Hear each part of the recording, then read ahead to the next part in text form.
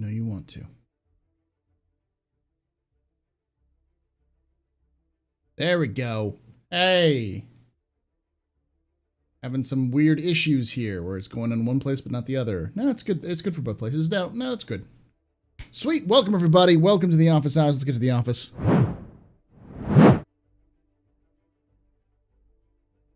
Welcome, everybody. My name is Paul, Berserker01, Batman Shelley, your humble host and space bartender at the Astropub.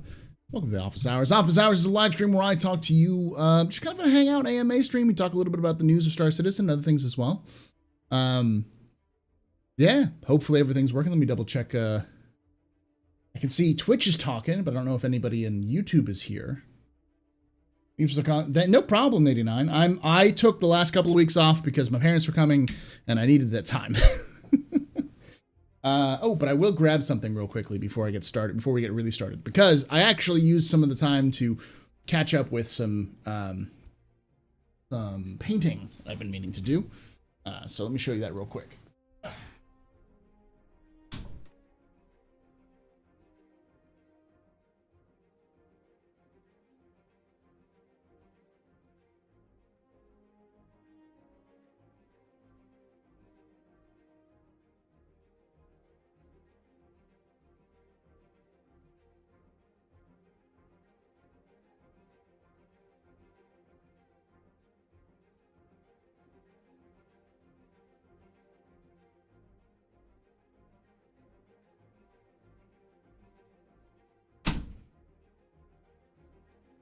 Right.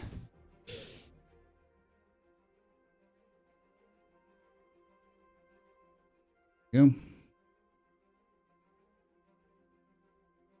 All right. There we go.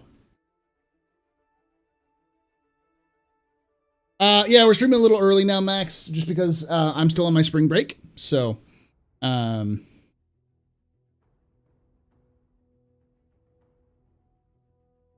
the first thing I'm going to show you all is regular. I've been doing these catching up with my Tau for Warhammer because I like mechs. Anybody who knows me long enough knows me. I love mecha. So.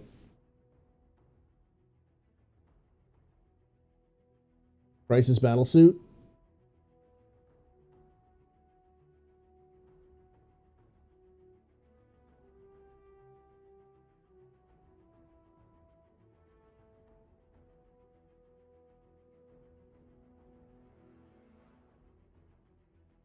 And then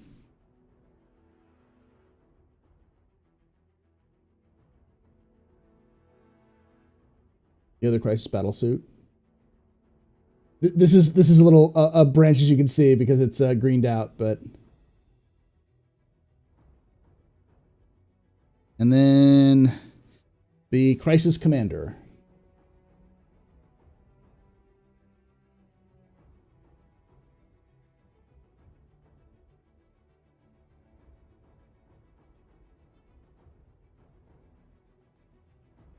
Cool part about this is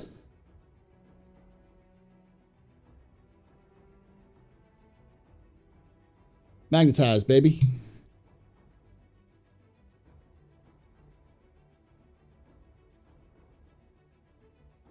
Boom. Boom.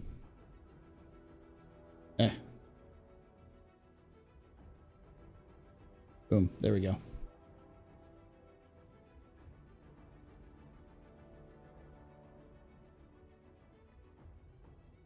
Shield. Flamer. So I spent some time and magnetized all of my suits first before I started painting. So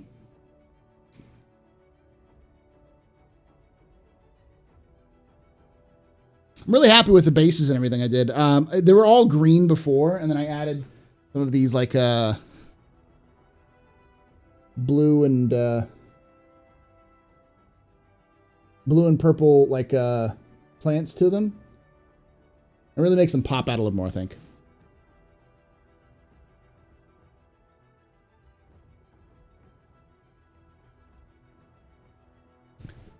So 3 down, 3 more crisis, 2 more broadsides, and a commander to do for the battle suits. I get a lot more troops too. Thank you. How long have I been painting for? So I stopped painting when I was in middle school. And then I picked it up again during COVID. So I've been mini painting for about 2 years now. Where's the figure for myself now? Yeah, so I went out and bought a bunch of these boys. They're just magnets. Tiny little magnets. And I drilled holes into the models and then glued in the magnets. And then just the hard part is just making sure the polarity is the right, and then just did the same thing with all the guns.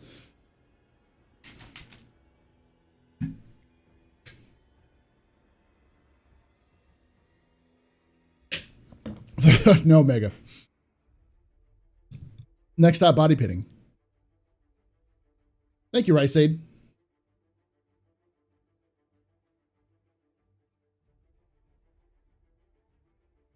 Oh, and I see Sci-Fi and SF Shingo both dropped massive amounts of things when I wasn't paying attention. Sci-Fi, thank you. SFS and Shingo, thank you. Let me rechange this goal here.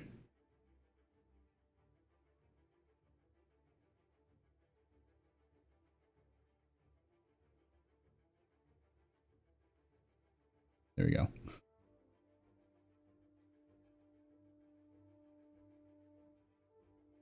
Looks like Shockwave. Which one? This dude? Yeah, I kind of gave him a different style head. And I wanted to go with like a green kind of militaristic paint scheme. And I tried to think of I tried to do green and black. The problem is that the green I use is too dark.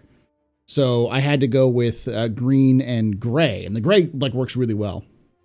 Like if you compare this guy to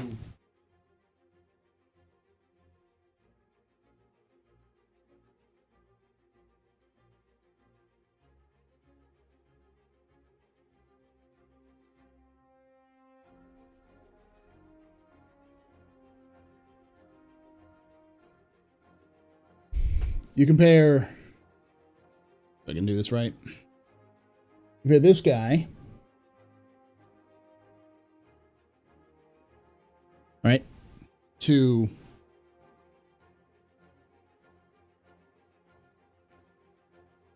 this guy.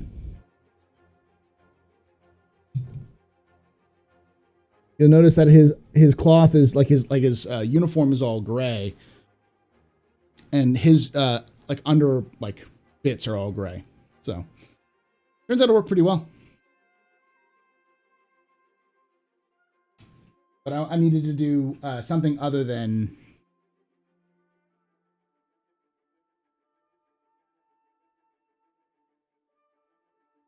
black for the under thing, the undercoat, but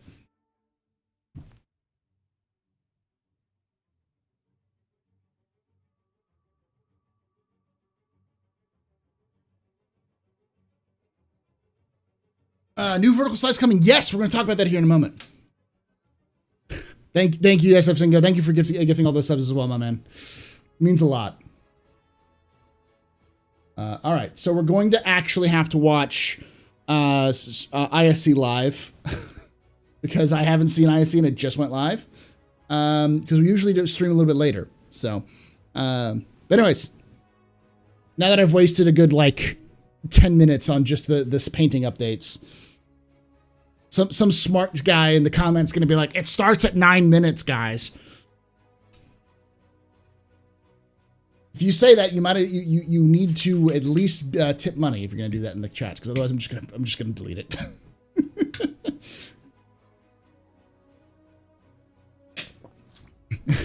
You try to make a battle with frequency? Of course you do. The mouth sound effects.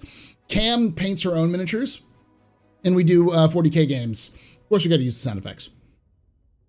When are you going to get Napoleonics with Silver Bayonet? When I catch up with all of the other stuff I've got to do. I still have Star Citizenships to paint. I still got to finish up my my Tau. I have to finish up I've got a bunch of reinforcements for my guard that I got to paint, but I'm going to get those done when the guard codex comes out. And then I've got a bunch of Star Wars Legion kind of minis I got to do as well. Tim, it's been a longer duration now since the vertical slice than the amount of time between the Moro tour and the vertical slice. Well, yeah, it's because they haven't done anything in the other stuff. I'll mention. I'll go over this here again in a moment. Give me a moment here.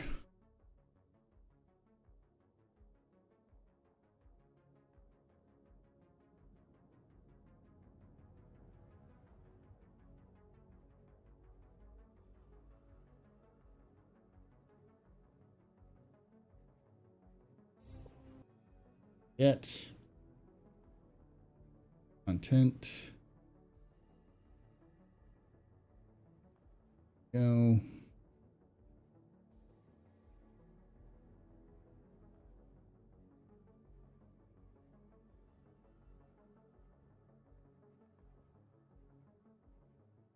You can play unpainted minis so as long as they're built. Yeah, but I mean, the fun is in painting it, you know?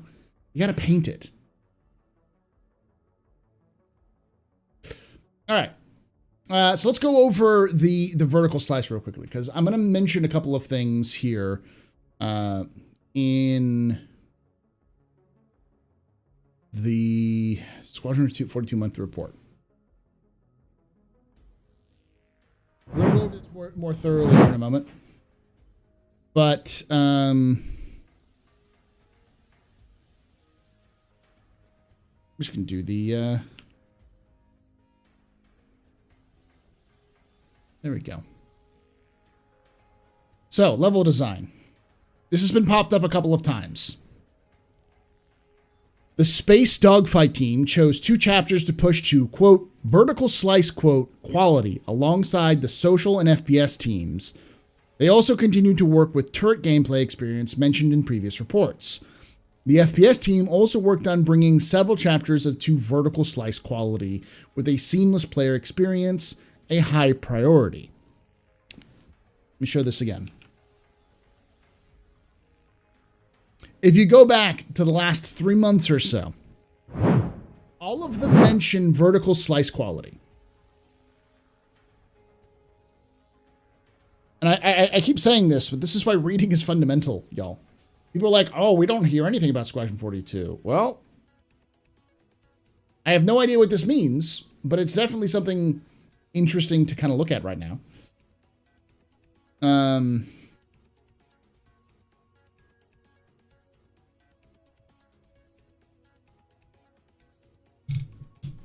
Early stream? Yeah, we're doing a little bit earlier than we are. So here's my theory. I've kicked this around with a couple people and a couple other puppers who we asked Jake this, and Jake said, "I could tell you, but I can't. But I have to kill you. I can't tell you." Basically, what that means.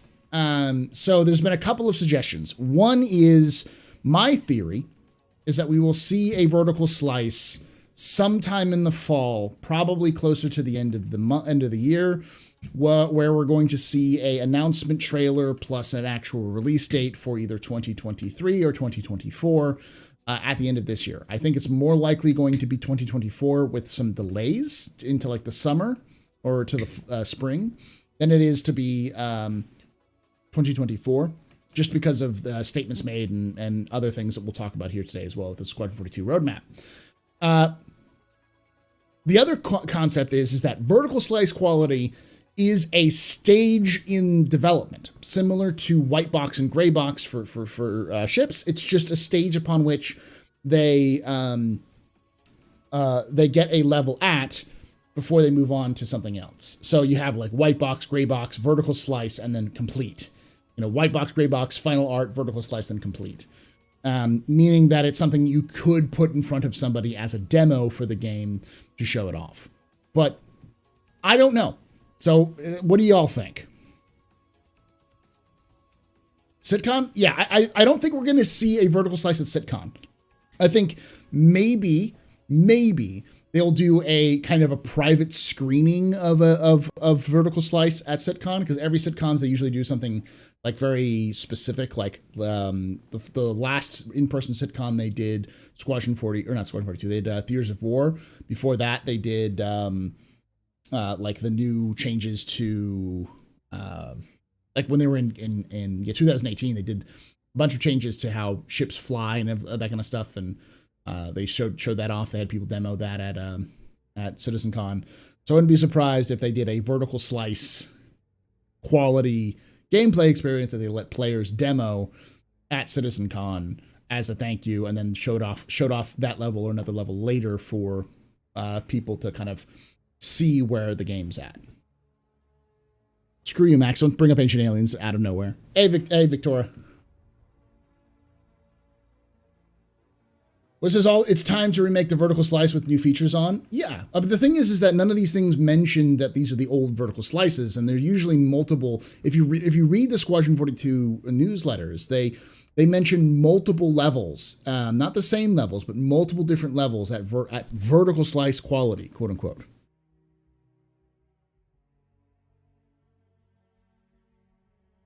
We didn't know you're streaming. Yeah, I'm streaming a little earlier for those people who are in EU time zones, because it's reasonable. It's like 10 and not like 2 in the morning.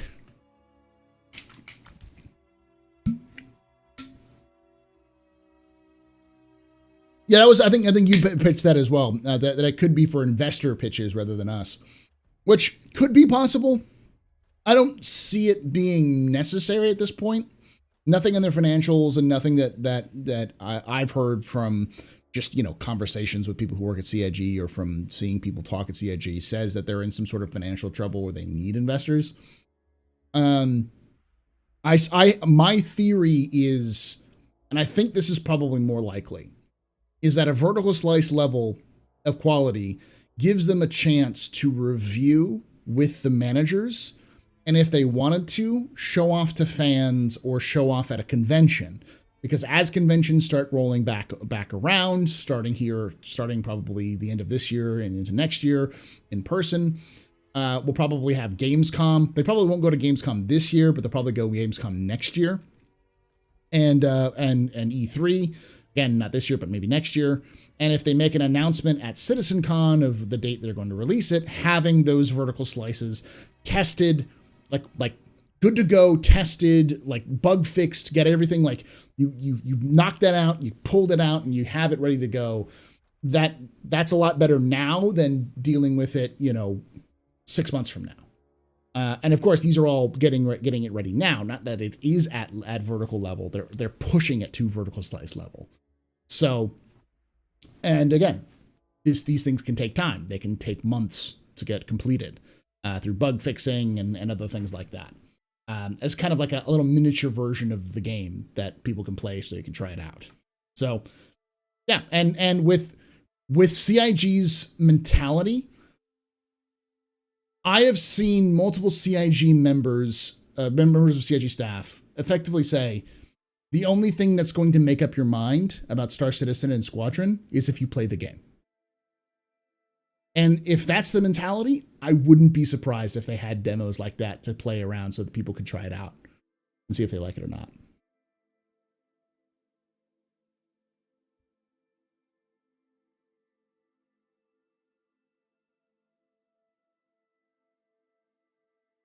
Yeah, I mean, it's like 10 or 10 p.m. in like England. So it's like 11 midnight for those of you who are like Central European and such.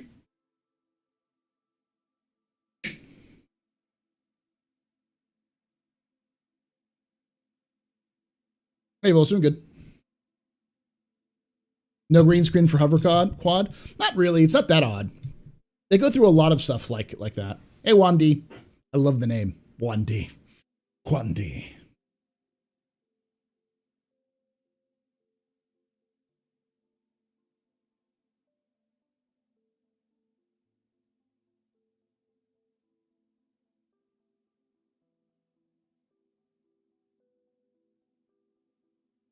Conventions coming back around, pandemic variant / illegal wars willing. Yeah.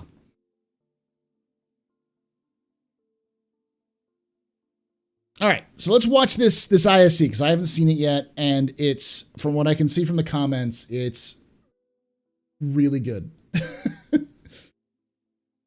right.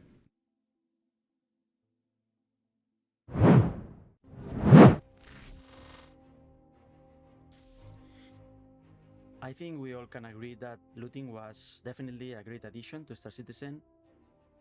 I love that players are exploring and looking for interesting stuff around the universe. For 3.17, loot is going to be much more exciting and valuable for all the players.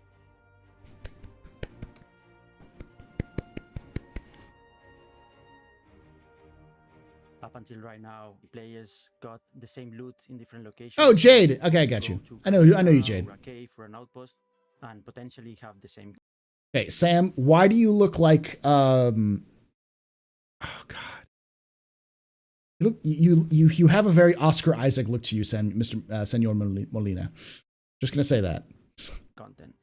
For 3.17, I just like the white. We are changing that, and now we are tailoring the content for each location.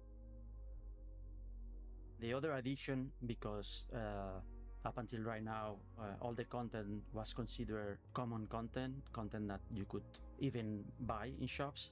We are now adding the concept of rarity. We have 3 different types of rarity, so it's the common one, the uncommon one, and rare one. The uncommon one is going to be items that are not available in the shops anymore. For example, security armor or pirate armor, it's content that it's specific for a group of people.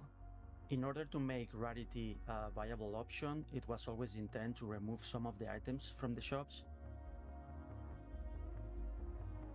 And the rare items definitely are the ones that are going to be more exciting for everyone, for sure. Don't expect to have a high percentage of spawning. We are very keen into spawn only a little bit of them. Hey, Nixon, thank you. You can barely hear the video. I'll turn it up. Hold on. I'll turn it up. Here, hold on.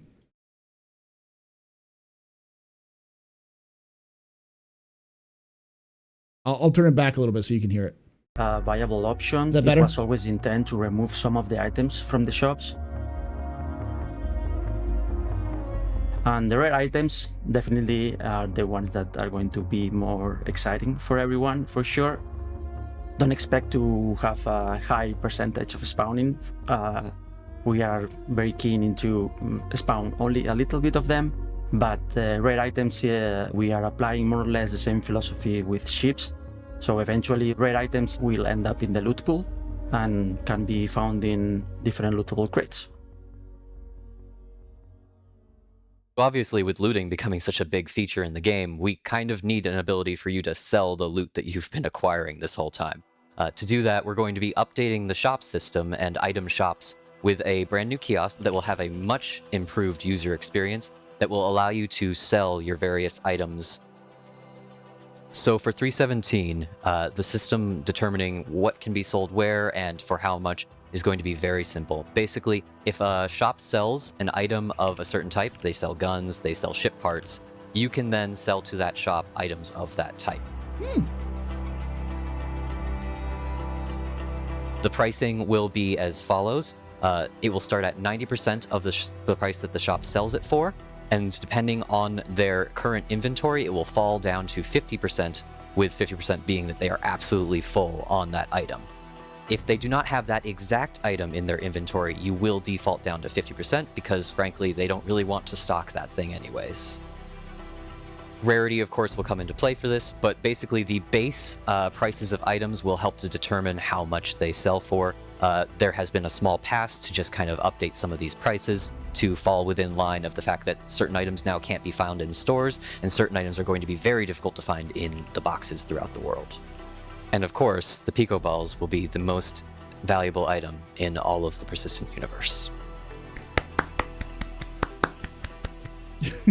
One of the features that we're really happy that we included in this is when you are selling something. Thank you, Zen, and thank you, Nix. Welcome, y'all. We'll just go through this real quickly. We'll just finish this and we'll talk a little bit lore. If you have questions about lore, put them in chat. I'll do my best to help you out. If you're like burning questions or theories or whatever. With attachments, you can on the spot go through and detach those attachments in the selling interface so that they don't get sold. Let's say that you're trying to sell a sniper rifle and you have a really nice scope on it. You will see that when you go to make that transaction and be able to say, oh, actually, I want to keep that. One problem that we are aware of in all interfaces that deal with items of this type is stacking. The stacking system in personal inventory and in now this shop screen, which uses the same stacking method, means that it can be a little annoying to move large quantities of the same item. We don't have an immediate perfect solution for that where we can stack items that are identical, but in the short term we did a little solution where there's just a quick sell button on each item in the list. Fair warning to all of you, there is no buyback button at this time, so if you sell something, it is gone. Be careful. And of course, with inventory, where we want it to go in the future, we want it to be that as you are selling these items, it is affecting the inventory of the store so that it is becoming more and more that other players can then purchase. We're not clear as the time of this recording if that's going to make it for 3.17, but that is definitely a goal going forward. We're going to be monitoring both how you guys are using this new kiosk and how many things you're selling in order to help balance both the amount of loot and how much each piece of loot sells for. We also are very interested in any feedback that comes in for the user experience of that selling, so please let us know how things are going. We are listening, and this is going to be something that we're going to be very interested in making a better and better experience as time goes on. The advancements in loot generation and implementation of selling are two key aspects of any MMO, and their arrival in Star Citizen heralds a continuing push to reward players for venturing out into that dangerous unknown to seek their fortunes. And because the unknown can be so hazardous, let's take a look now at the current state of medical gameplay, what's being adjusted for Alpha 3.17, and what's on the horizon after that. Okay. Just stopping this right now to say, this is good. This is great. That selling is good. For those of you who don't get it, I'm a loot goblin. I am an absolute loot hoarder. So the idea of me being able to just hoard everything and sell it for just a little bit of extra boost is a good idea. One problem that I don't know if they have this thought through or not is one of the ways you can easily make money is just claim your items, claim your ships, pull the inventory, the stuff out of your ship, and then sell it. And then when you get it back, you pull it again, and then you keep doing that process. So we'll just have to figure that out. 50% seems like a high value. Yeah. A Pokeball, of course, is a fantastic addition there.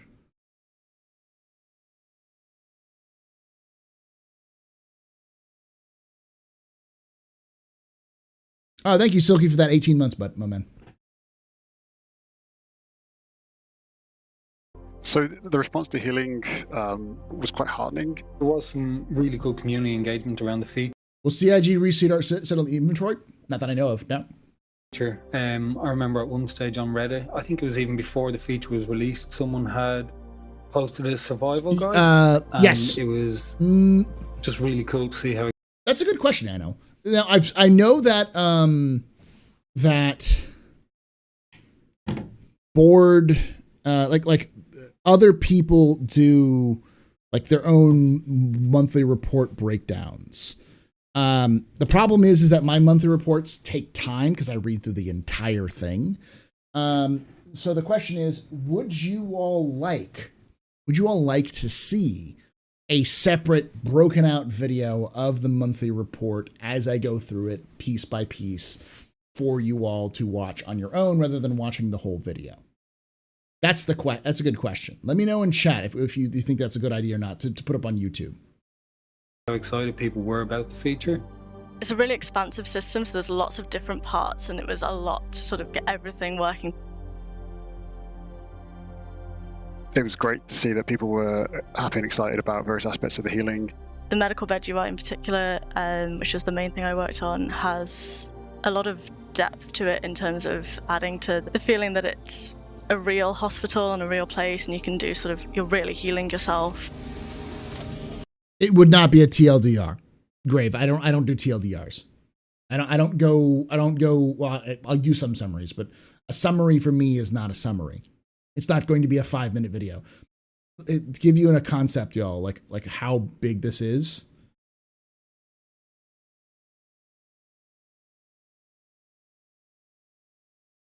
This is the monthly report.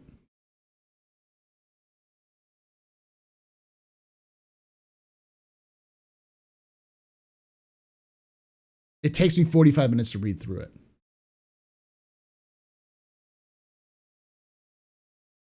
It really requires context to read through all of it.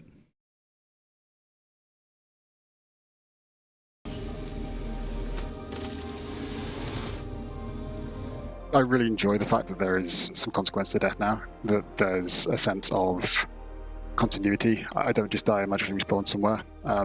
My corpse is something I now have to go and find.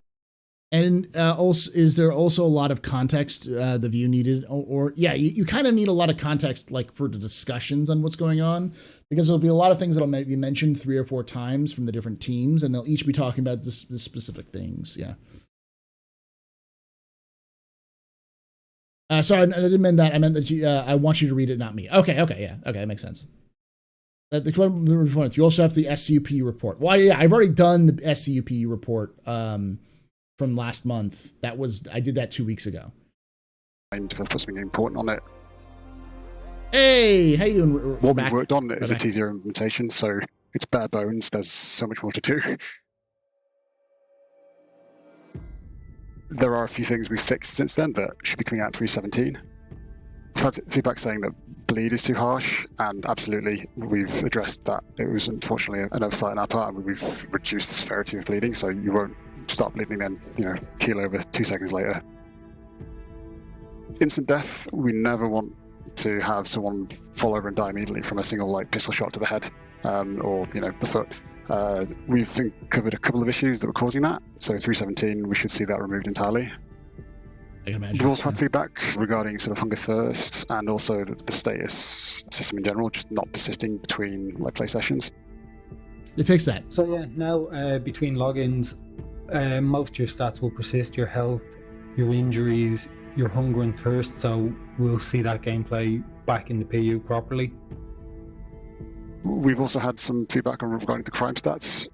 This was one that I hadn't encountered, but sort of facepalmed when I saw it. If you ram your own corpse with a ship, you get a crime rating for it, and that's not obviously great. It's sort of not intended. An extra kick to your dignity.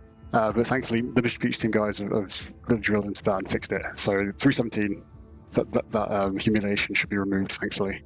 For the injuries not being seen enough, we've also added a bit of probability into it. If you jump off a tree, there's every chance you're going to snap every bone in your body, or you're going to land like a cat. So we've introduced a little bit of a random element that doesn't scale linearly to try and achieve that. And it's really worked out, I think, quite well. We're seeing injuries more often, and it's not always at a gamified value that you reach. Beyond 3.17, there are other things we want to get into. We want to make improvements. Body dragging, for example, we know that's not exactly great right now. If you want to drag someone into an elevator, it can be a bit hit or miss. We're definitely looking to improve that.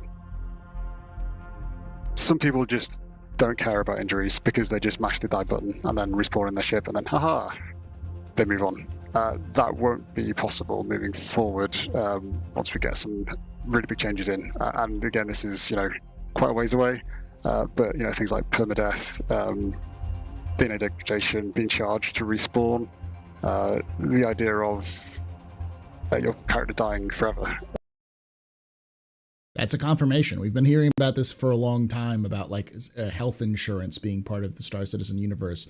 So I'm going to say this. Europeans and other citizens of the world, welcome to the American healthcare system. You're going to die. And then if you don't die, you're going to be charged your entire life savings just to survive. Welcome to freedom. And just having to spawn next to kin, those are all things we're fairly confident that are going to be coming in at some point in the distant future. the manner in which they come in, we've got an idea of how they're going to be developed and also how they're going to function. We have had lots of other feedback that I haven't covered so far, and the reason I've not addressed is because we don't yet have a solid idea of how we're going to address that, and we don't want to make any promises that we're not going to fulfill. So what did we learn this week? Well, we learned that loot is expanding into both rarity and variation, beginning with Alpha 3.17 and beyond. That when combined with selling, a loop emerges to make your living as a potential treasure hunter. And that medical gameplay continues to evolve with your feedback and testing, and there's plenty more yet still to come. Now remember that Stella Fortuna is upon us, and there are some really nice vehicle paints that you can learn more about on the robertsspaceindustries.com website. For Inside Star Citizen, I'm Jared Huckabee. We'll see you all next week. All right, so I've been out of the loop. The fuck is the $890 pack that was sold? Was that an 890s? Were those just green 890s that they sold? Well, your Wild West made it in 29XX. Why not your health system? Hey. And I know a lot of people, like I've legitimately seen people get angry about the idea of the American health system ending up being the basis of Star Citizen's health system. And I constantly have to remind people that you're not supposed to like living in the 30th century. Living in the UEE sucks. It's only better because everywhere else in the universe sucks worse. Like, you could live in a more politically like egalitarian, a little bit more like everyone's in it together, a little bit more like kinder, gentler like government that isn't completely corrupt. But then you're living in Nyx, in the ass end of the universe, where everything is fucking hard to get.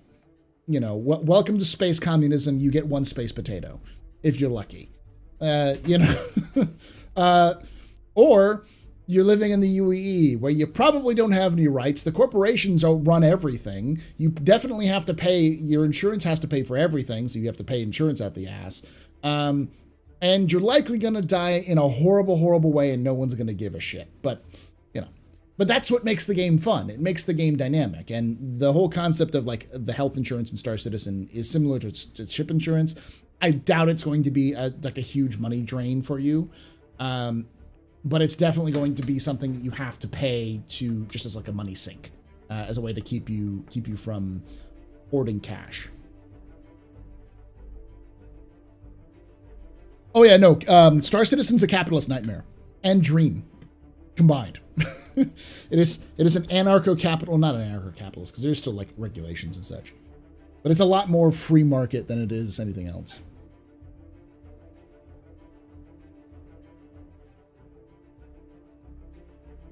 Hey, Matt, how you doing, buddy? It's like the town, 40K. Hey, bringing it background, yeah.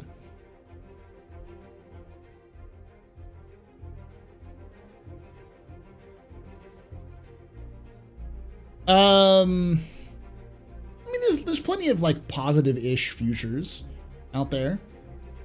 There's always like trials and tribulations. Andromeda was pretty good. It was pretty much like that.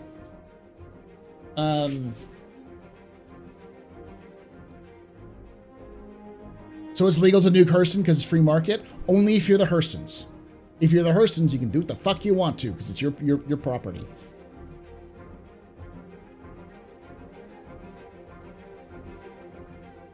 Well, at least quality of life is being implemented. Maybe we now can play medical. Yeah, I mean, it's important to remember as well that like permadeath and that kind of stuff isn't coming online until after they have freaking persistence in the game.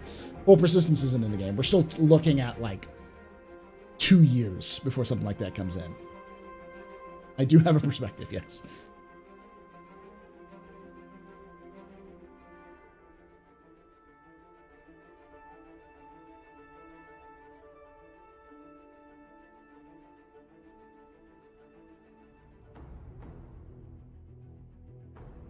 It would be interesting if hitting backspace would be a permanent death right away, seeing how you don't actually want to live anymore. One of the things I'd propose for CIG is allow for players to do a hard mode, where if you don't want to have to turn down the volume. If you don't want to have to, like, if you want to play the game, like, not on easy mode, I guess you could say. If you want to play the game like a permadeath situation, allow you to not have to imprint your scans on any bed. So you just, every time you die, you have one life, and when you die, you have to pass it along. Yeah, I don't think they use nukes on Hurston. Like, they definitely use antimatter bombs on Hurston, though, and they definitely also use mass like kinetic energy weapons on Hurston and around it.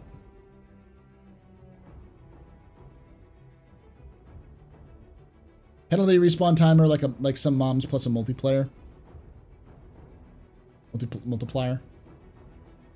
Oh, some minutes. Yeah, I think like a backspace death should probably be a penalty of some kind. Then again, I'm a big proponent of things like timers for logouts. So if someone logs out, then it keeps their character in the game for like up to like 2 or 3 minutes, maybe even up to 5 minutes after they've chosen to log out. So so if some player just goes, I'm gonna log out, they push the log out button because they don't want to get hit in combat, and yeah, super early night. Yeah, kind of, Sandy. I decided today, like, I'm in my it's currently like spring break for me, so I had the last 3 days off. Well, I had the weekend too, but my parents over, so I've had the last 3 days just kind of sleeping in, doing stuff around the house, hanging out, relaxing.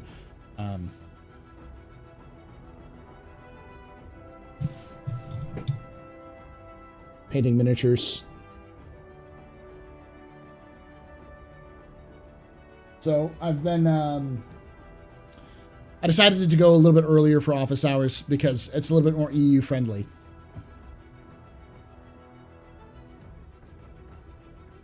Why the title Vertical Slice 2.0? Any additional information besides the monthly reports? Yeah, we're talking about the monthly reports, which is specifically Kevin, about how most of the Squadron 42 monthly reports mentioned a vertical slice. We talked about it earlier, a vertical slice quality.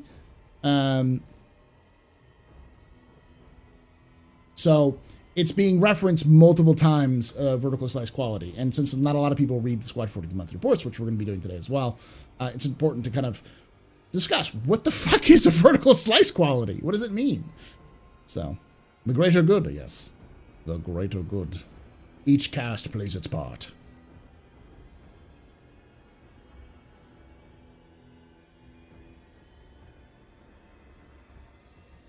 Am I going to be doing any Elden Ring? Nah.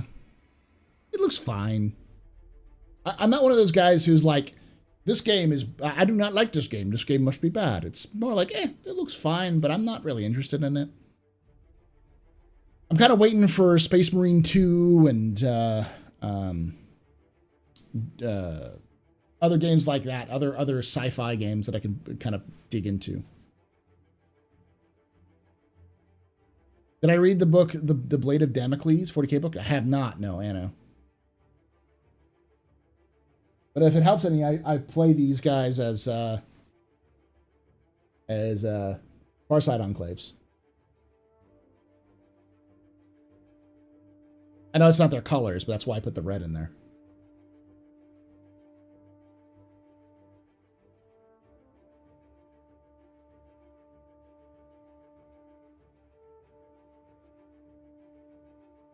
I know the Damocles Crusade, though. More Nebulous Fleet Command? At some point, yeah. Probably not right away.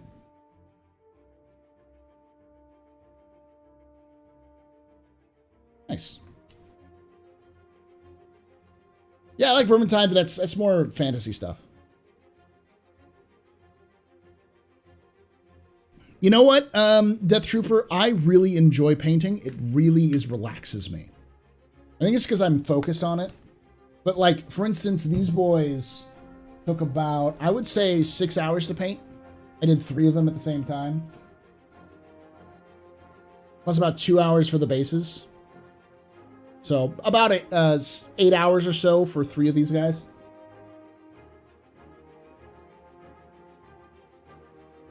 I think it turned out pretty well.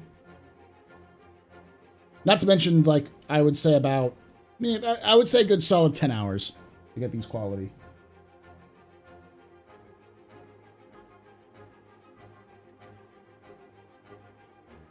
Thank you.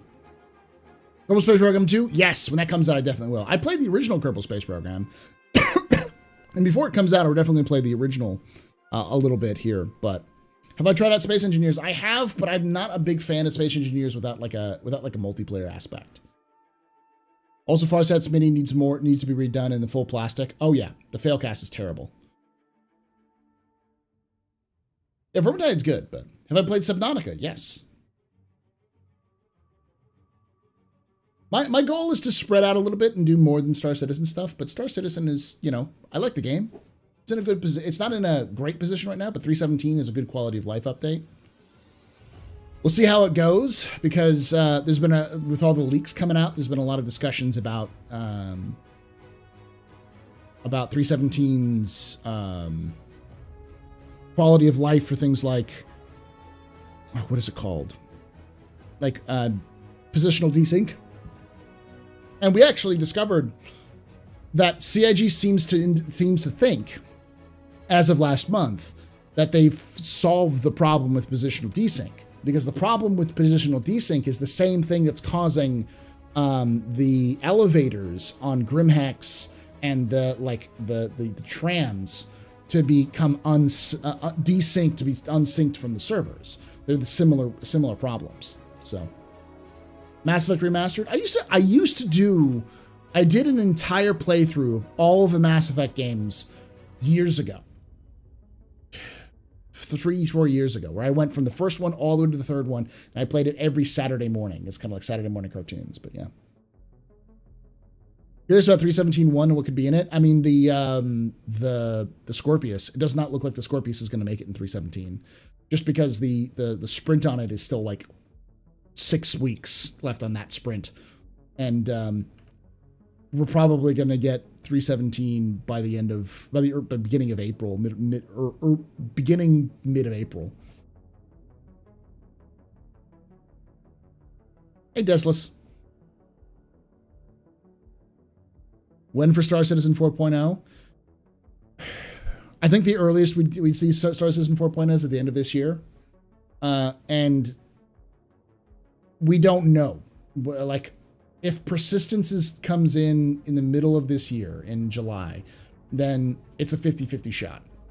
If Persistence slips again from middle of this year to like the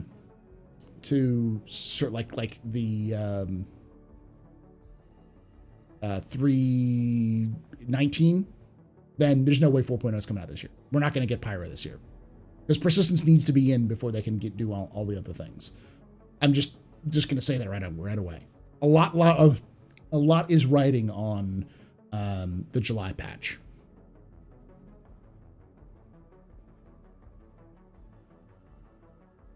Hopefully the desync fix will also fix double elevators and various bunker missions. Yeah, the elevator issue is a desync issue, and it seems to get that one.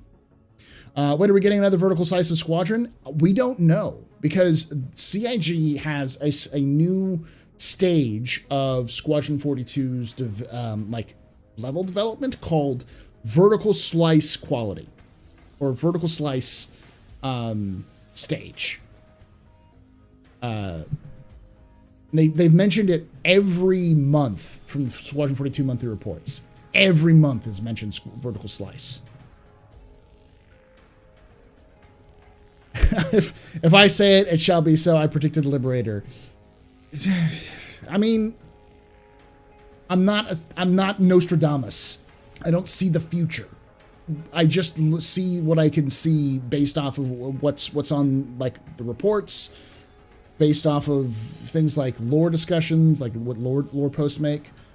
Like, for instance, there's a mention in the last lore post about army-based drones that the army developed that use avian, that they ran it through a similar system to the way that the Valkyrie was developed, like a big supercomputer. Just it fed it a bunch of data, and it popped out a drone that was heavily based off of the skeletal structure of avians.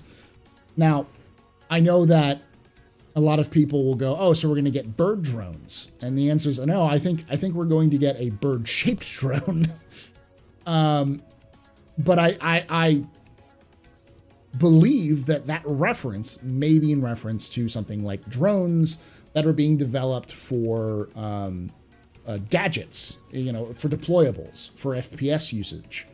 And because there's been multiple references of the FPS teams working on deployables and gadgets for the game, we know Theaters of War is actively being worked on and being kind of fiddled with. So there's like multiple references to that.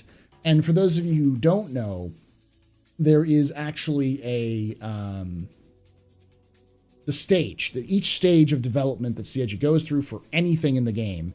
It usually starts with a concept stage, like just ideas being thrown out.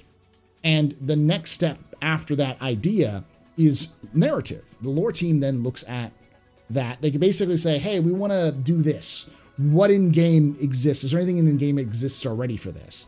And the lore team will say yes or no, and then they'll kind of work with the teams to kind of a good general idea. Hey, we want to do, selling back to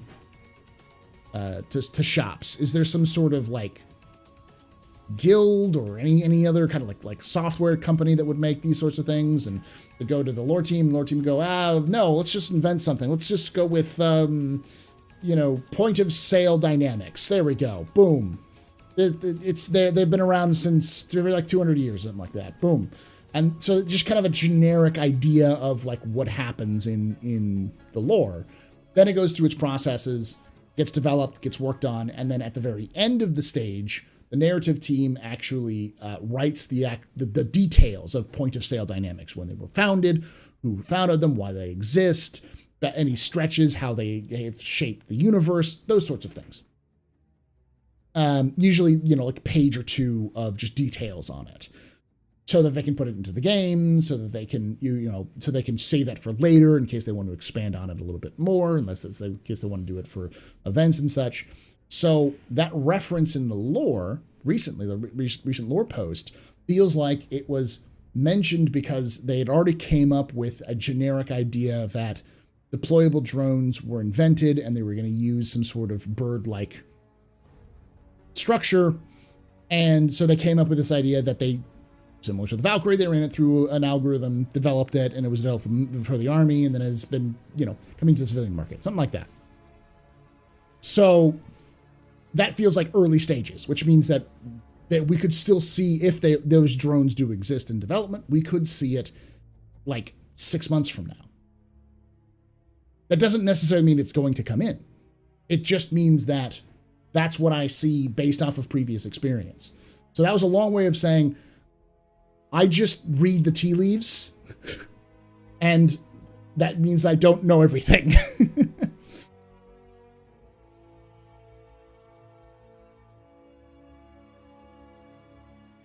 The Oracle. Do we know in lore how long the orbital period of Hurston is? We don't.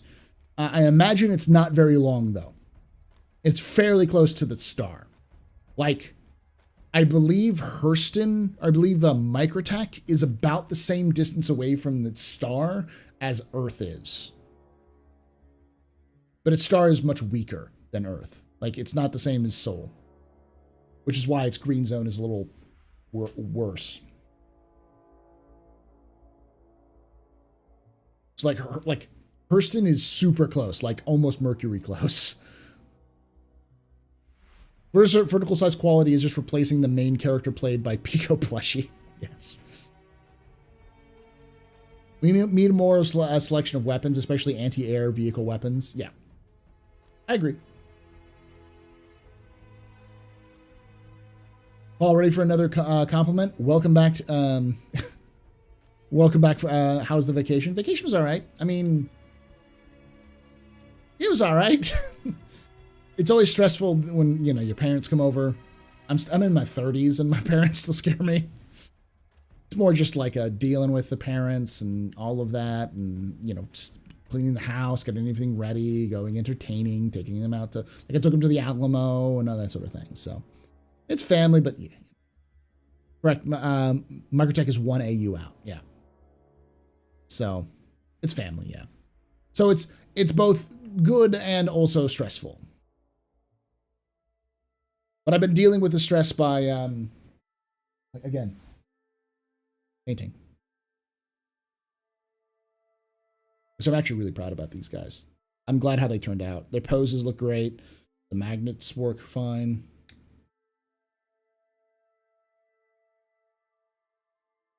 Their bases look good.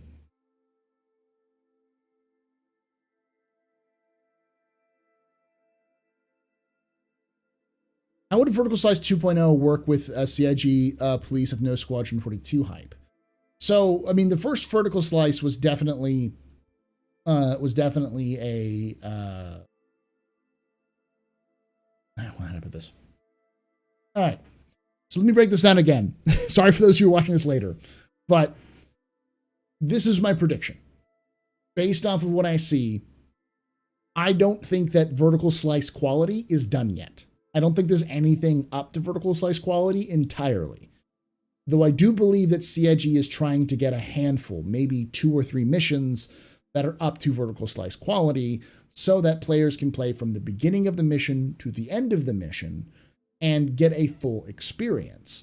Because there's multiple references in these updates of players playing the game. All right, so this is not a Vertical Slice that is for demoed for players, like showed to players. It probably could be, but it's designed for people to play it. I believe that they're trying to get this done because they want players to play it at CitizenCon. The live CitizenCon, people have a chance to go in and play a section of the game. Maybe have 2 or 3 things done, so they can also show off that at a later date, like after CitizenCon, release a playthrough of that Vertical Slice with maybe some commentary to kind of discuss about what has changed since the first couple of kind of vertical slices of the game. And then also have multiple versions, multiple vertical slices so that they can also take those same demos to conventions next year at, say, E3, Gamescom, and CitizenCon next year.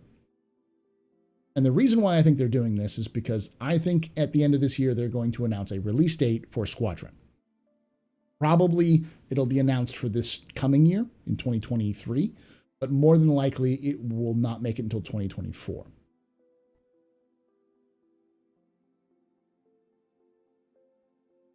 Question: would it be a good idea to try to get Markiplier to play Star Citizen? He just released his Markiplier in Space trailer, and I think it's good time as ever to get him to play. I think Markiplier needs to come to the game when he's ready to. But I will say this. Markiplier, if you ever watch this, and then very rarely, probably no idea if you probably won't, ever. If you need someone to walk you through it, I will walk you through it as best as I can. But a lot of us in Star Citizen are very, very, very good at helping people out. But no, let Markiplier come to Star Citizen when he feels like it. Jack Frags did the same thing. I mean, Frankie in PC on PC at 1080p. He just came back from a long creator hiatus. He played Star Citizen back in the 2.0 days.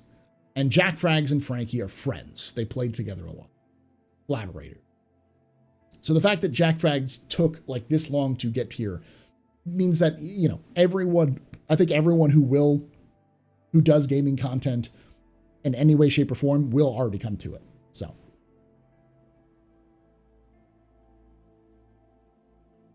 And it's okay, Anno. I want 2 things: artillery and MLRS systems, cargo, land vehicles, resupply them. Yes, I agree. I think we need artillery. I joke about the Drake broadside or the Drake bombardier or whatever, but I still think that's a good idea. We need artillery pieces.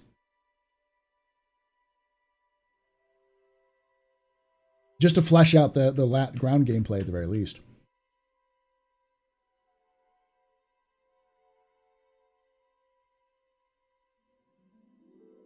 I had my comment earlier that would that imply Hurston that had an 80-day orbit would have 20-day seasons. Probably, yeah. You gonna need a map before we get artillery? Yeah, which, the Aegis Broomstick. Hey, my idea for a Drake-based platform that's just a platform that's a mobile artillery piece. What is it called? My nose is itchy because I just shaved, so my nose hair. Self-propelled gun. That's what it's called. A self-propelled gun or self-propelled artillery.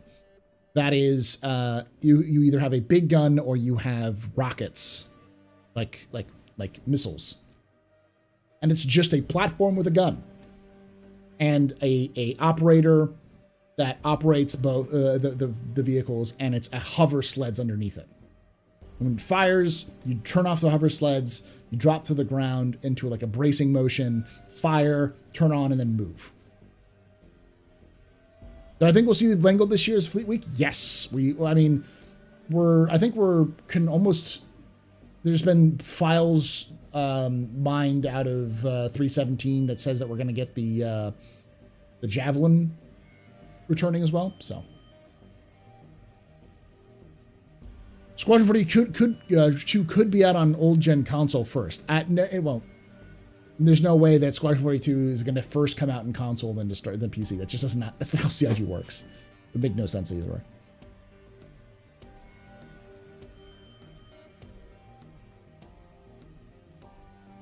Rangefinder or radar truck? Oh yeah, that would make sense too.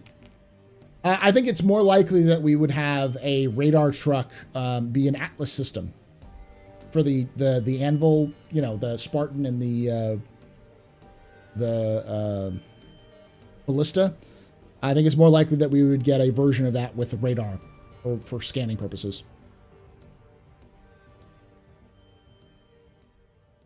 Didn't get your green paint for your ships? Nah.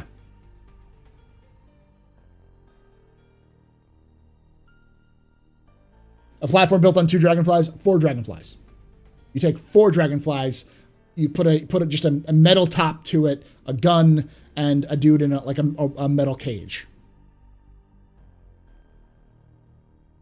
Talk about howitzer or multiple launch rocket system. I train on self-propelled myself, but they put me on a towed 105 millimeter pea shooter. I just don't think that that deployable artillery like traditional artillery cannons, I don't think you're going to see that in Star Citizen. That just doesn't work, I don't think, in Star Citizen's systems. You would need to have some sort of like artillery mounting point for the ground, which could work, but it would be jank. It makes a lot more sense just to have vehicles which are also artillery pieces. Yeah, we definitely need a medium and light tank. We need an infantry fighting vehicle is what we need. We need like a BMP or a Bradley equivalent, because we don't really have that. I'm sure CIG would argue that the Spartan is. The Spartan is not an IFV. I'm just going to say that. That's not a light tank. It's an APC with a gun on top. Drake pickup when? I don't know. I don't think Drake will ever make a pickup. I think it's more likely that we'll see a pickup from Tumblr, from Tumbril.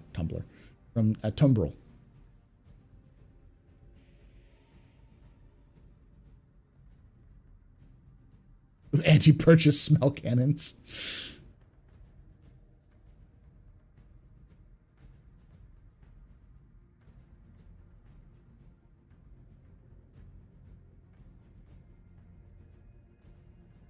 Yeah, that's the Drake Mule has been discussed a little bit through leaks. I'm like 90% sure that's just something that fans have been asking for a while. Does anyone remember what the Mule was for Firefly? It was basically an ATV. But for the Serenity movie, they went from having an ATV to having the hover mule, which was this almost Drake. It looks almost exactly like CIG copied that for the Firefly and many of the Drake aesthetic, anyways. But it was effectively a hover pickup truck with 4 seats on it. And I think that's what we're going to get. We're going to get a Drake hover pickup truck or a hover cargo ship vehicle. I'd like to see a 4-door like Cyclone. Probably not a 4-door Cyclone pickup. And I do think we're going to get like a flatbed version of the Atlas, the Anvil's ground system, which is like the Spartan and the Ballista. I think we'll get a flatbed that just carries like one big cargo crate of like 12 SE or whatever. Leaks I have seen, they said wheels. I don't know. There's no Drake wheel vehicle, so that doesn't make a lot of sense. Yeah, the mule in the movie was hovercraft under grenades. If it's wheels, then I wouldn't say it's Drake. It's probably going to be Tumbril. And for anybody, before anyone goes, what Leaks said, Leaks is wrong a lot. Because they're only using half of information. A lot of times things are mentioned in game files or even get started coding in something with one entire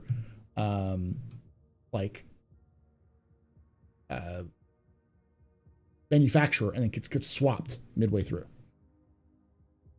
Only one manufacturer can use wheels. It just wouldn't make a lot of sense for Drake to use wheels after being so heavy on the hover before.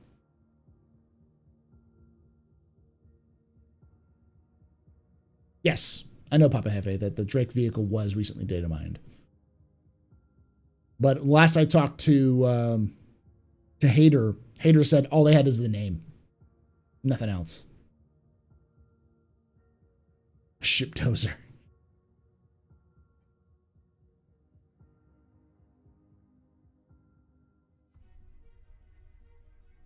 Possibly of more than one cycle type besides Tumbril. I'd love to see Aegis one with a sidecar and a turret. I don't think we will see a lot of... I think you're more likely to see like Robert Space Industries, Greycat, or Argo with those vehicles, and Tumbril, obviously, than Aegis or... it's weird that Anvil and Drake even have ground vehicles, and I don't know if Aegis would have had any ground vehicles. Any ground vehicles would probably be old as well. So.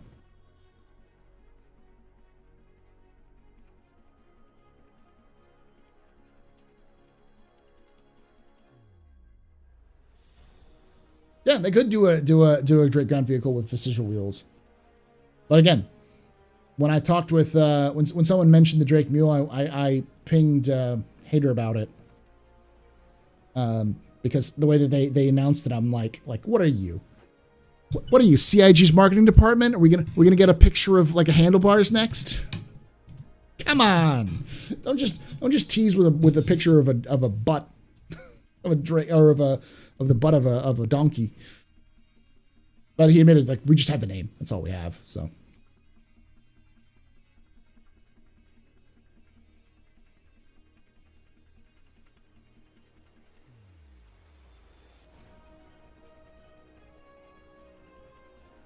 Yeah, that's all it is.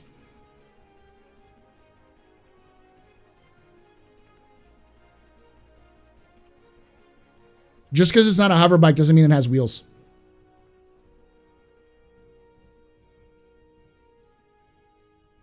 If it only has one seat and it's not a hover bike and it's called the Drake Mule, doesn't mean it's anything but it's doesn't mean it has wheels. It just means it's not a hover bike. Hey, thank you for that 50 Australian.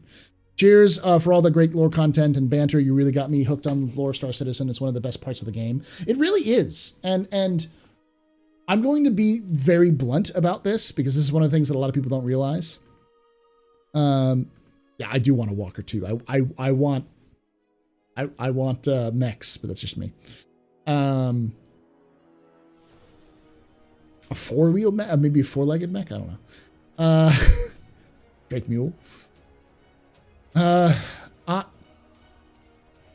Lore on the website is good. And lore on the kind of the lore background is good. It's not, I think, let me put this. Star Citizen lore is fine. It'll be better when it's in game, because right now Star Citizen lore is confusing. And that's actually to the lore's disadvantage. When someone like me has to make kind of sense of what the lore is for other people, it means that people who are used to just looking up a wiki don't have that luxury. And as a result, you end up with a lot more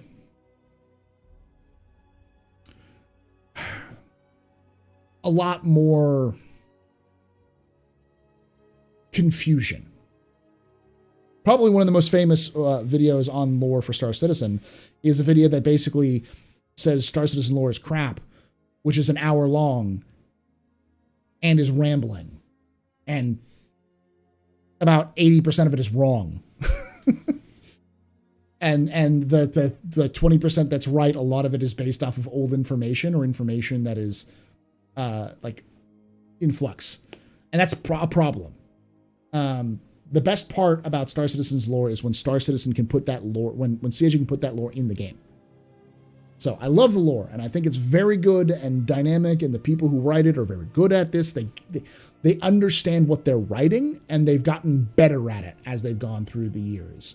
Because what they're writing is not a traditional narrative. It is a universe that requires a lot of elegance to approach.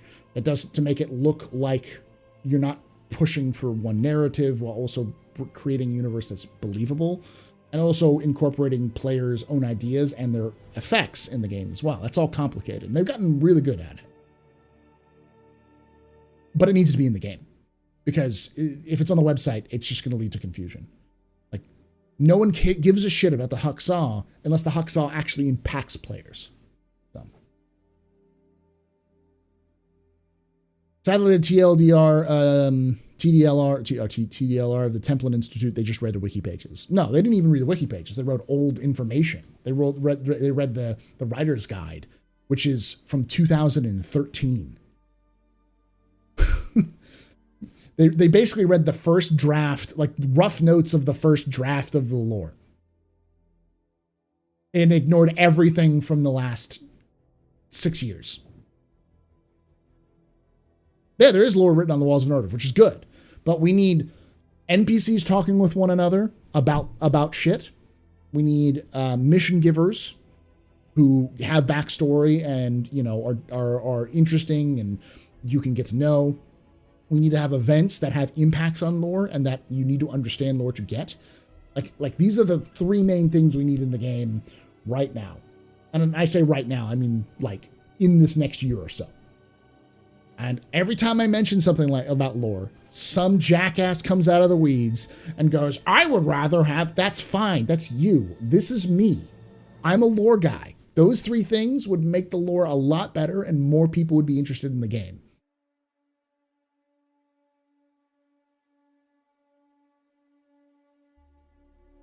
And the best part about this, that first part, NPCs having conversations, they're working on it actively. It was in the last monthly report. So we know it's being worked on. I honestly think it's a website problem. Yes. Yeah, the website sucks. And on top of that, it's really difficult to like get the lore. The problem is access, but it's also because of the way CIG writes their lore. They do lore in fiction transcripts. So what you're reading for a lore update, like the latest showdown, is effectively an in-game news show where two sides of one subject, of one argument, sit down and discuss a topic. What you're not getting is that you're actually listening to two sides of a political opinion about an event that's going to happen in game itself.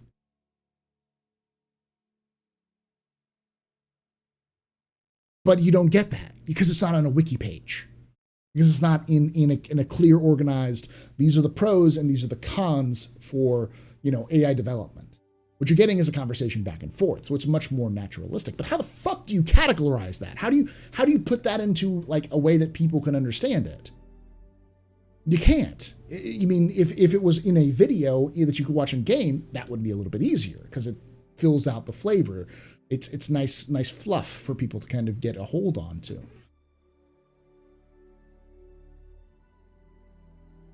Marauders or mech warrior types. Mech warrior is too big. I would say like you need mechs that are about like I would say 10 feet tall, 10 to 15 feet tall maximum. Sources lore is amazing, but just difficult to find and categorize properly. They have to use third-party wikis or your videos. Exactly, and that's not a good idea. I think the best way that people should be able to approach Star Citizen is through the game. And the secondary sources like the website or myself or the wiki should be something that you go to after you've already got experience, if you already kind of tasted a little bit of it in game. That's the Titan suit. The Titan suit is only 8 feet tall.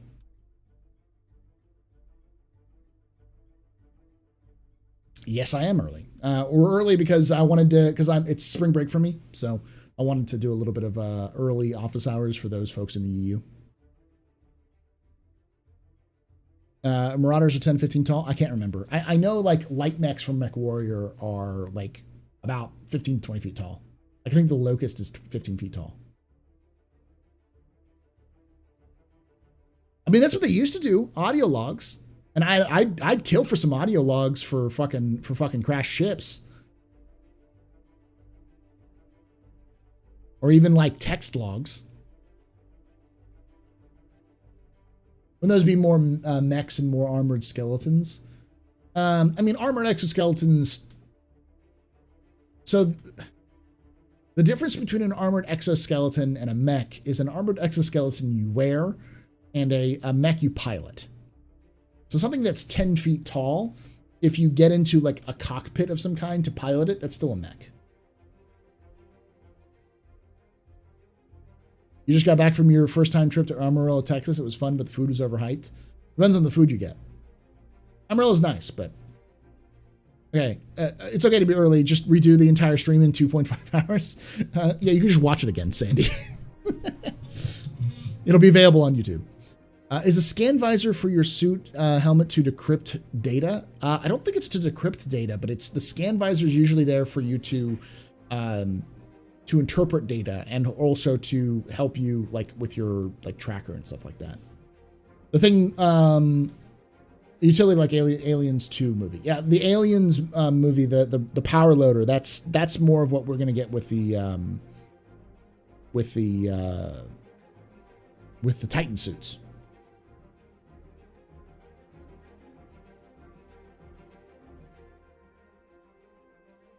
Did you read the video from Rasputin about reading in video games and why I barely do it? No, but I didn't watch that video.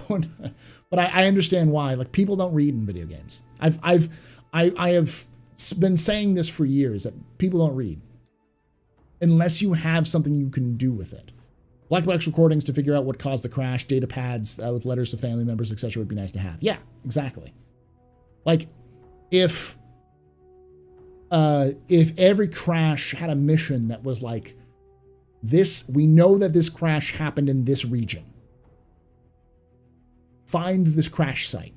You scan down, you look for the crash site, you find the crash site, and your job is to recover the bodies and recover any information for future data analysis. Effectively, an investigation mission. Something like that would have to pay a lot of money because it would probably take multiple hours, but would be cool because if you could do things like find the black box, pick up the last recording, or find data pads that have like information on them. So you can kind of like the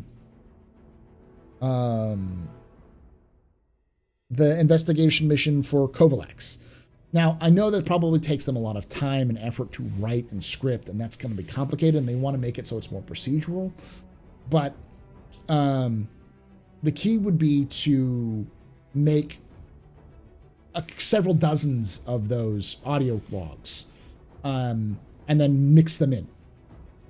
So yeah, you're gonna get some crashes are gonna have the same recordings, but that's fine, because then people go, oh, this crash, you know. Vertical slice me, Captain. So, as I said already, Space Tomato, did you know that they've mentioned vertical slice in the vertical slice stage in like every single Squadron 42 update and the like monthly report in the last 3 monthly reports? By the way, I'm going to be streaming with Space Tomato tomorrow. We're going to be talking about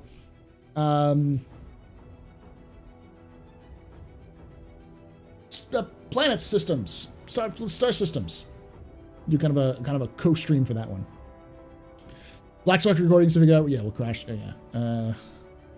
For some reason, the power loader looks like an Argo knockoff. Think it's internal? No, I think it's for future presentations, because they constantly reference players, a seamless experience for players. So I think what they're doing is they're creating a vertical slice that's playable for CitizenCon, and probably have multiple versions of it so that they can also bring it to things like maybe E3, definitely Gamescom next year, and others press events, as well as conventions. And then they can also make copies, like they can make videos of them approaching. Because for those who don't know, Squadron 42 is its basis is that no mission can be completed, like every mission can be completed in multiple ways. There's no mission that you have to complete in one way, as far as I know. The concept is, this is the end goal, this is you, do what you need to. Stealth, full-on assault, combination of stealth, full-on assault, negotiations, whatever you need to do it. Different routes to take to the end point, all sorts of things. That's the whole mindset of Squadron 42's development, is you build a level and then let the players decide how to get to the end. And so you build multiple routes for players to achieve the same goals. And as a result, it creates a lot of replayability.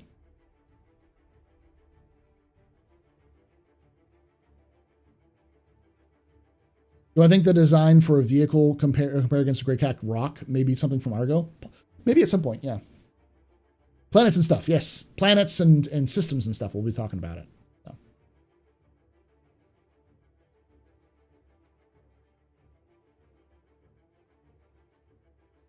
No.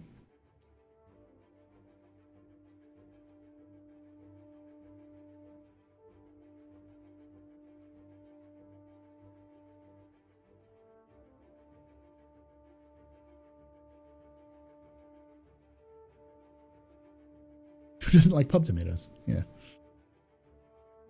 Hey, Sad Universe, how you doing? Why is Twitch chat not working here?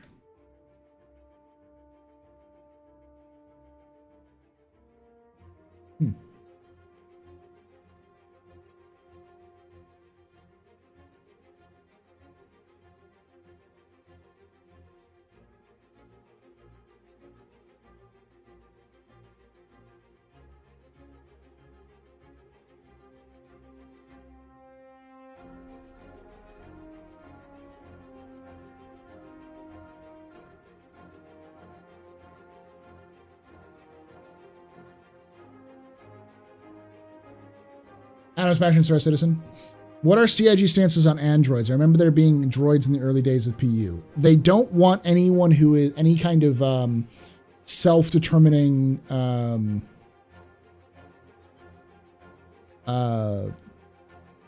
they don't want AI. No AI in Star Citizen. OBS or stream straight through YouTube? I'm streaming through restream.io, but the chat, which has multiple things, it's not showing up. It's showing up on the screen here, but it's not showing up on my actual chat function. So I'm like, what the fuck? It's only showing YouTube, but it's fine. Hey, Konek, how you doing, buddy? Hey, Sad Universe, thank you so much for continuing that sub with from Shemp.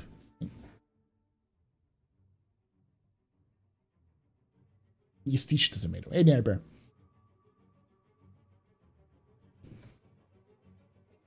G sharp. All right. All right. I'm going to do the basics of the basics because we're kind of working on about an hour or so here so far. Let's do roadmap roundup.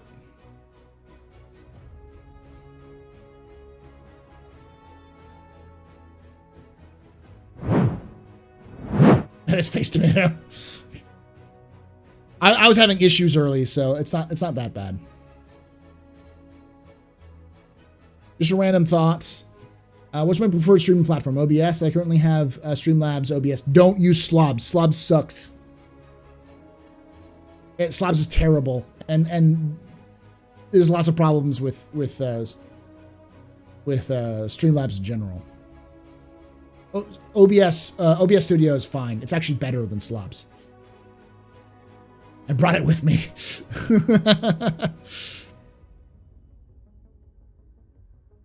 Yeah, OBS Studio is better. Just a random thought. Prospector usually use mules when they go out mining, so Drake mule mining buggy, possibly. It's definitely some sort of cargo vehicle of some kind. Anywho, this is Roadmap Roundup, and as a result, we're going to see pretty much nothing this week, which makes sense, but this is important to kind of understand, because this is probably going to cause some confusion.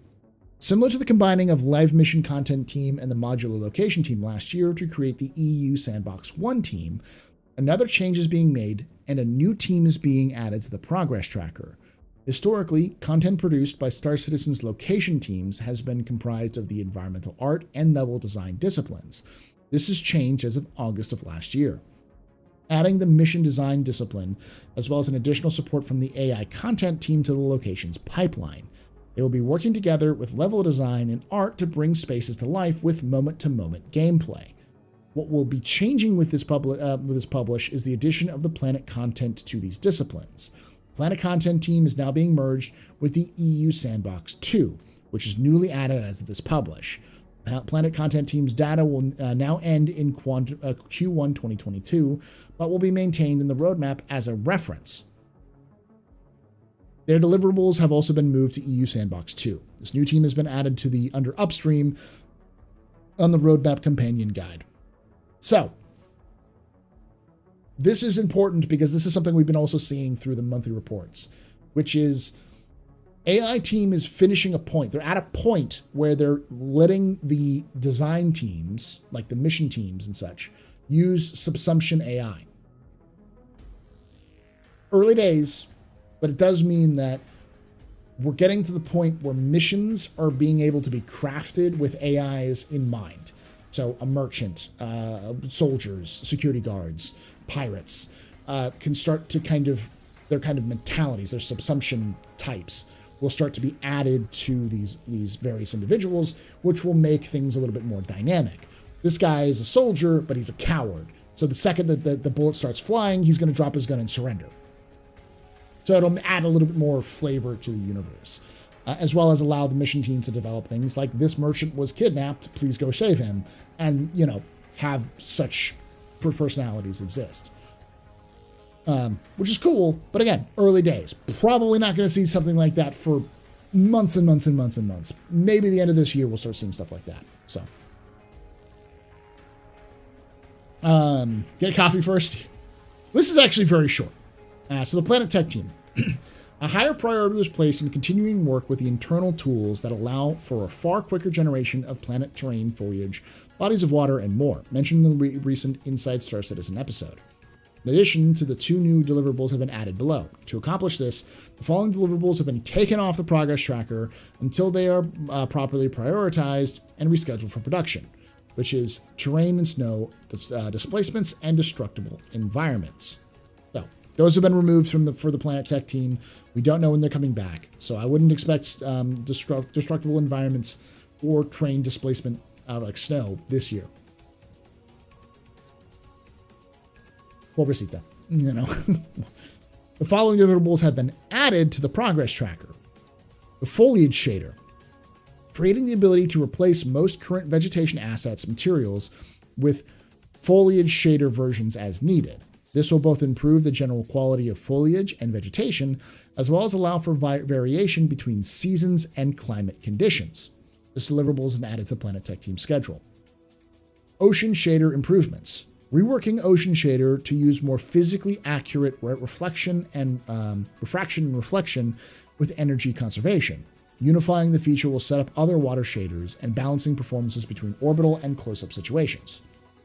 And that's it. That's all we got from this monthly report. This roadmap roundup, which just basically means that the Planet team seems to be moving away from developing some fringe stuff. Like, as much as we would all like to knock over trees, it doesn't really need to be in the game. It's more of like a thing that'd be nice to have in the future. But the shaders are a big thing because they also take up assets, take up memory and lots of other things. And with Gen 12 around the corner, it's obvious they want to get all of their stuff ready, especially for, say, water. They want to explore water so that it's ready to go. And a lot of these improvements are obviously going to be done, as they said before, which is more to make sure that Montreal, for instance, has the ability to just plop down planets and start populating it with trees and foliage and other wildlife. Well, I guess it's wildlife, flora all over a planet, past mountains, rivers, in a very quick manner. Because once CIG has the back end working for server meshing, it won't be long before CIG is just like, we need to make fucking systems fast, and I would expect that to slowly get speed up. So this seems to be along those lines. Let's get the tools stuff ready for the basics, and then fuck around with the other shit later. So no option for non-human robotic player characters. What about non-human player characters or cyborgs? We're definitely going to see cyborgs. There are images of things like the shipjackers, which look like almost entirely like cyborged up humans. But you're definitely not going to see fully robotic player characters or non-player characters. I wouldn't be surprised if we have some sort of drones or some sort of droid-esque things, but you can't use the word droids because that is copywritten. Hey, Astro Chronicles, how you doing, buddy?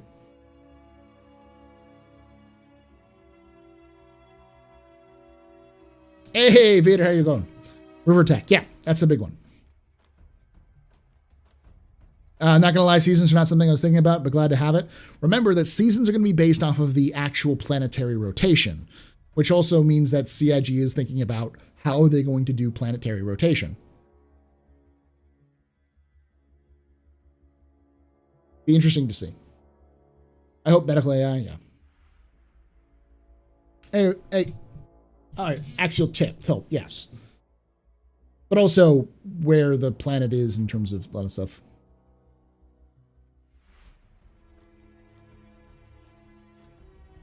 No water displacement? I don't know if there's any water. I don't know if they said any water displacement, just no snow displacement. I'm going to call the whole stuff with water planetary tech 4.0. Maybe I shouldn't. I don't know. So Microtech might not have much of the seasons. Probably not.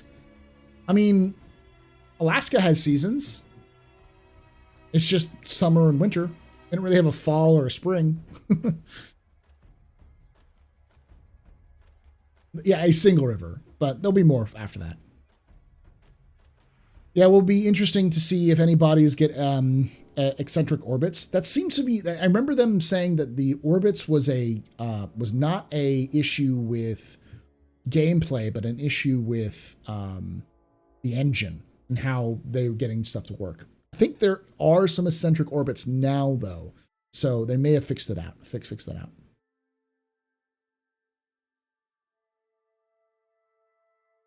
You might eat your words with the whole AI thing. I understand that they said in the past, but things could change. That's true, T-Jack. Things could change. But based off of right now, CIG does not seem to have a desire to have any AI in the game. And the reason why is, and I'll tell you this because this is something that I've seen in many interviews, is it's not like just a whim. It is a fundamental part of the lore and a fundamental idea by Chris Roberts. Because Chris Roberts does not want to have a game where AI exists and people go, well, then why don't AI fly the ships? Because he doesn't want that. He wants players to be actively involved in playing the game. It's one of the fundamental pillars of the gameplay concept by Chris Roberts. Now, those things change. It happens with every game. If they want to change it, he can change it. But as of right now, I wouldn't bank on it. I don't, unless it's straight from like hater, I wouldn't trust it, Shoto. I mean, they already have weather systems in game. They already have weather systems functioning in like humidity, heat, wind patterns, all those sorts of things already exist and already mapped into the planetary bodies. The issue they have is they don't have things like storm formations. They don't have clouds on every planet. And they also don't have seasons. So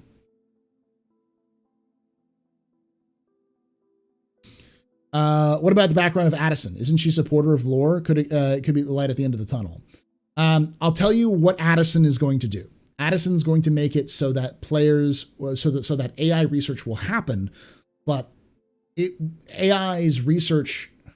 How put this? AI is never going to work in Star Citizen. If it does, it won't be the way you think it will.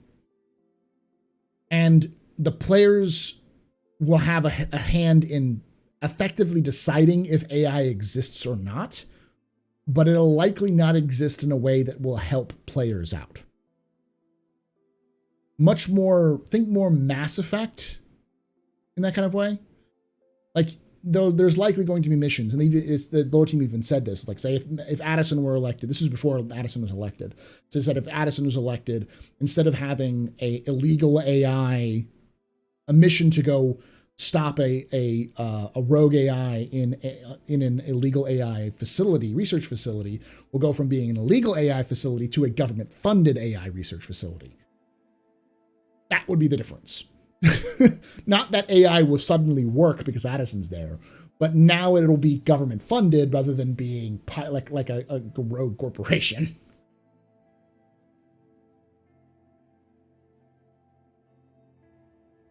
Did I watch the new IC? I did. Nix, are you like me, a massive goblin, oh, Rose, thank you for the prime sub for 5 months. Thank you much. Paul, I'm from Alaska, especially from the south. We have fall and spring. It may not be very long, but it's definitely there. And the fall is especially gorgeous with all the colors. Oh, that's good to know. Who know? But yeah, I would say maybe like with like Microtech, that's probably the equatorial region is probably similar to that. But like most of the northern and southern Microtech is much more like less Anchorage and more Nome. You know, more northern Alaska or northern Canada kind of feels, where it's like, yeah, you have, you know, warmer seasons, but it's more like the warm seasons and colder seasons, not really distinct seasons. But yeah, so I think players will have the things like to either kill AI or let them survive, and that will, you know, to create an AI faction which players can interact with, but not necessarily AIs that you can hire or put into your ships or stuff like that. I wouldn't think that you're going to see that. Will your NPC players be able to fly a ship under your captain of? That's a question they've had for a while. Last I heard, CIGs was erring on the side of yes, you players can, or AI can fly your ships if you pay them, but no, in the sense that you can't pay for a NPC to fly a ship that you own without you being present.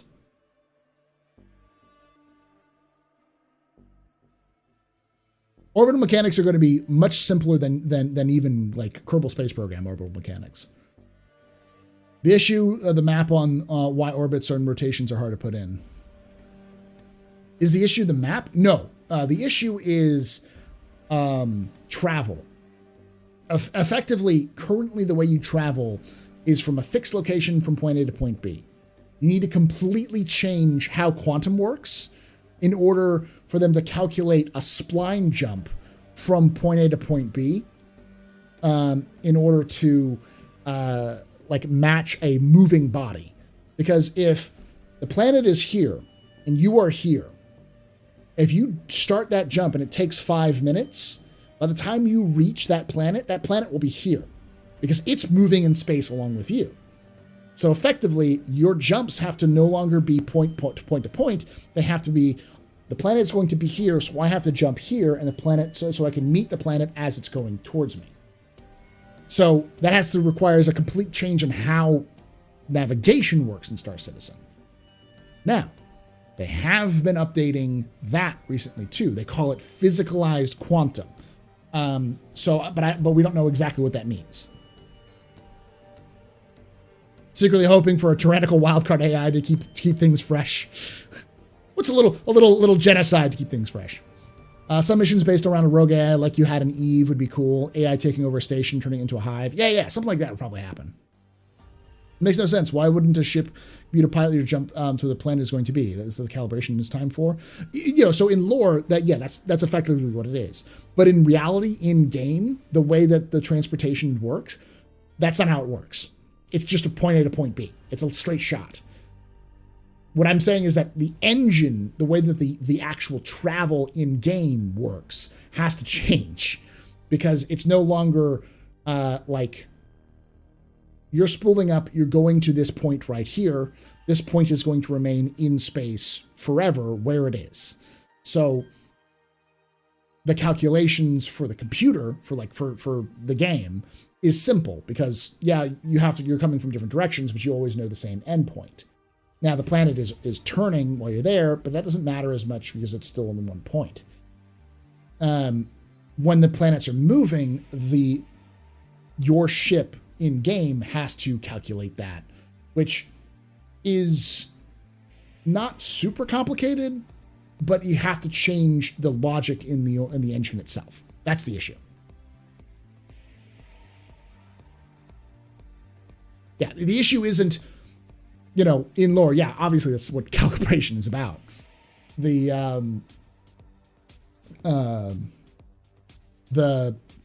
engine itself isn't built to handle that, so they have to kind of rebuild that. Does the Halo orbit? Yeah, everything orbits. Capture net gun? Maybe. Addison will be assassinated? I don't doubt it. I could almost see Addison being she is not popular. Like, the people like her, but the political insiders hate her. So, like, compensating for bullet drop. Yeah, effectively. The engine has to calculate it.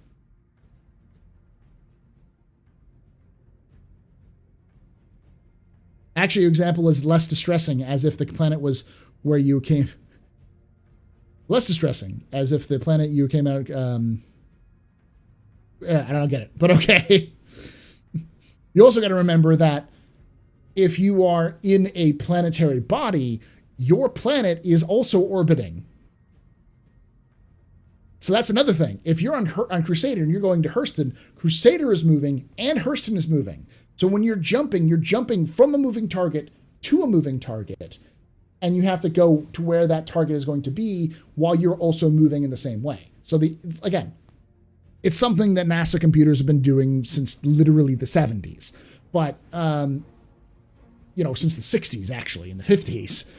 So it's not like it's not super difficult for modern computers to do. The issue is to code it into the engine, which is not in there yet.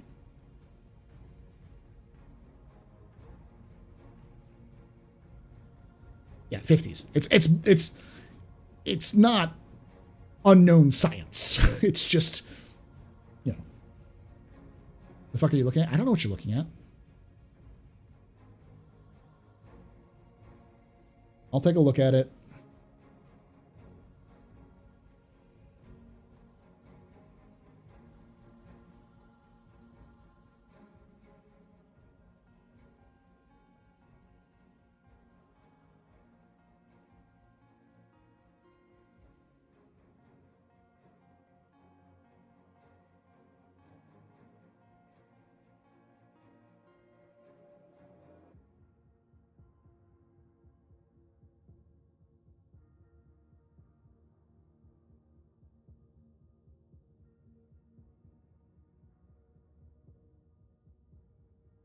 It's a cargo hauler.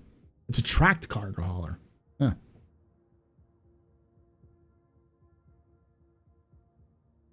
Yeah, that's all it is.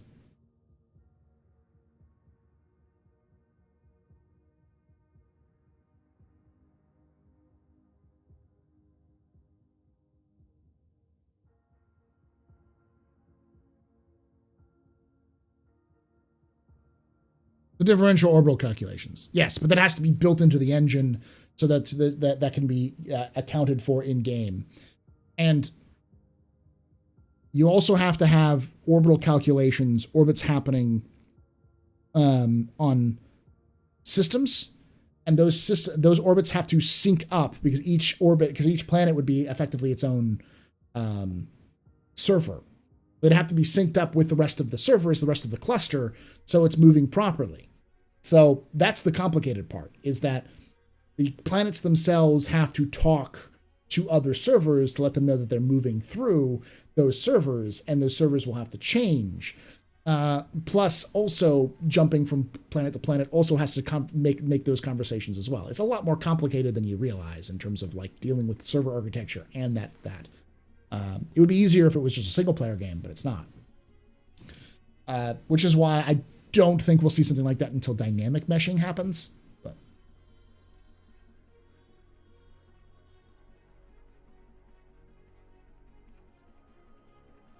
it would be, but you also got to remember that if a planet, for instance, is its own server and it's moving, then it's going to be moving through spaces that other servers exist.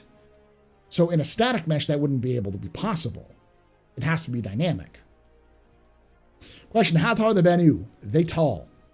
Let me pull it up, the Star Citizen Alien. There's an image that's going around here. Here we go.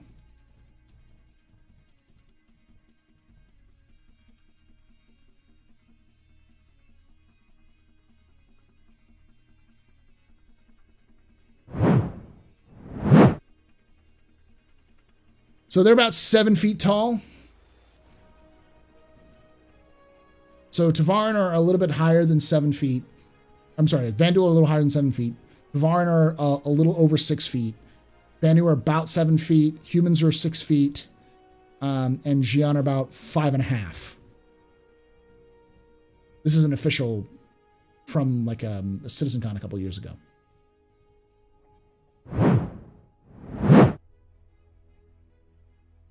The link in the chat so you all can see it.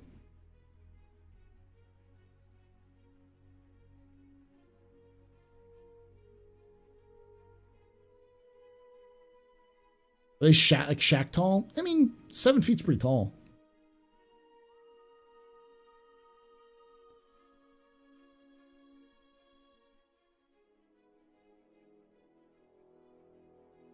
Official until it's not. Yeah.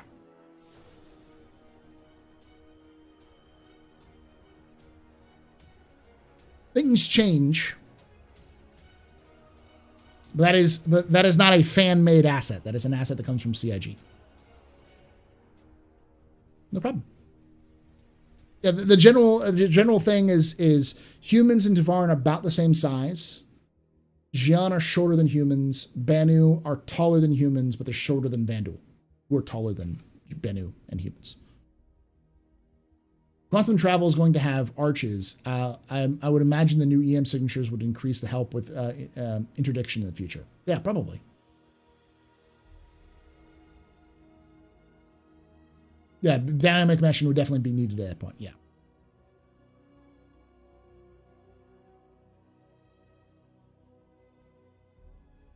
Do I think they'll ever entertain the idea of allowing players to be one of the other friendly races in Star Citizen's lifetime? Yeah, definitely. I think the easiest way they could do it is have a Tavaran update sometime after Star Citizen's launch, which would be paid for. I can see that as being one of the major like paid for expansions where it doesn't actually lock content out. It just allows you to play a Tavaran character. And the reason why Tavaran would make sense is that Tavaran are actively part of the UEE, so you don't have to change much of the lore behind it.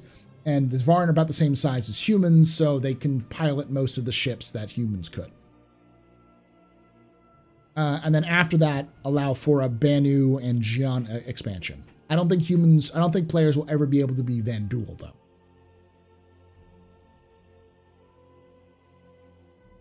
Question: We have most of the hydrological cycle in place, right? What's left? Temperature? No, temperature's there. They're all there. It's just you don't have the visual representations of it. You don't have like rain, which then leads to ground stuff. Did someone just sub? Oh, Champasa just dropped a bunch of subs in chat. Thank you. Welcome, Exeneer, Fedorka, Instant Royalty, Agent. Thank you, Champ, for that. Just gifting those subs. Just give me like, hey, we're going to give 10. Get you 10. Thank you. Hey, Paul, I haven't keeping up with your stuff a few months. Good stuff. You're the boss. Thank you, Tin. I also haven't been keeping up with my stuff, but the last couple of weeks I've been catching up, so. If you plot a course in the new star map, does that mean it will need to show constantly updating course if you of travel? Interesting. If you get out of jump points it gets complicated. Yeah, that's why I don't think jump points are going to orbit. I think jump points are going to be stationary, but everything else is going to orbit around them. So like, you will have points where different planets will be in better alignment with the jump point. Because you don't want jump points orbiting, because that's even more complicated, is to figure out what the fuck is going to go on with that. That's that sort of thing. And that's why CIG has said for years that like they want planets to orbit around their stars. They want all that stuff to happen. But because of the technical nature of how Star Citizen's being made, it's going to require some technology, just doesn't exist yet. So, on a scale of 1 to 10, how terrifying do you think CIG are going to make the Vanduul in the PU? Yes. 100. I think the Vanduul are going to be alone. They're going to be kind of like zombies in the sense that if you find them on their own, like individually, they're going to be not as hard. But the Vanduul are faster, stronger, and more agile than humans. So, there's an old military and police training concept, which is like the distance upon which it would require you to draw a weapon and shoot at somebody who is charging at you with a melee weapon. And most people think, oh, if I've got a ranged weapon and someone's coming at me with a melee weapon, I could kill them before they get there. And the answer is, it depends on how far away they are. If they're a great distance away, maybe, if you're lucky. But if they're coming at you, they can close the distance faster to attack you than you can pull your weapon out, aim, and fire it. And you can see this in a lot of video games that have a lot of like melee heavy enemies while you're using ranged weapons. It's much easier to backpedal and fire at enemies coming at you in melee than it is to stand there and fire, because they will overwhelm you. And the Vanduul don't really like ranged weapons. They want to get in your face and stab your guts out. So I think in game, Vanduul are they going to be the kind of, they're going to be difficult to handle in small numbers, and larger numbers just good fucking luck, son. Like, you're just gonna die.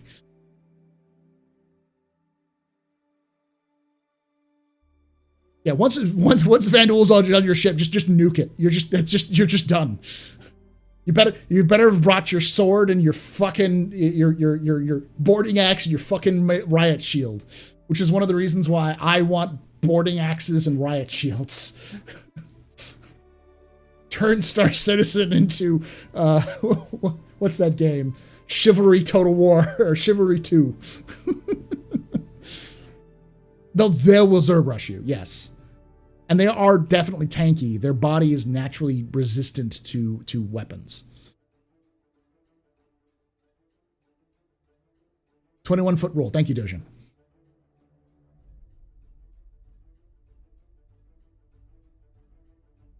Hey, Kelvin. We need swords. We do need swords. We need chain swords. In Vanduul, bring a knife to a gunfight and win. I mean, the Tavaran used to use that tactic with humans all the time. They had a special version of boarding troops that would be on prowlers, and the Tavaran didn't mind using ranged weapons, but they also preferred melee. That they would latch onto the hull of a human ship, get out, board the ship, and then quietly kill everyone on the ship, like a capital ship, before they knew they were there.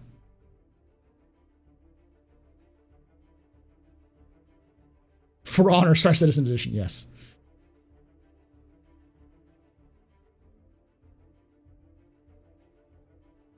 Yeah.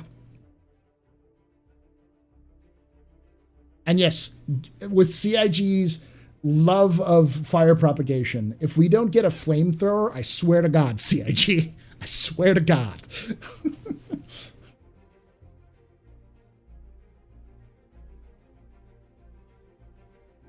I don't like the idea of limiting the access to the actual armor and gun of the PU.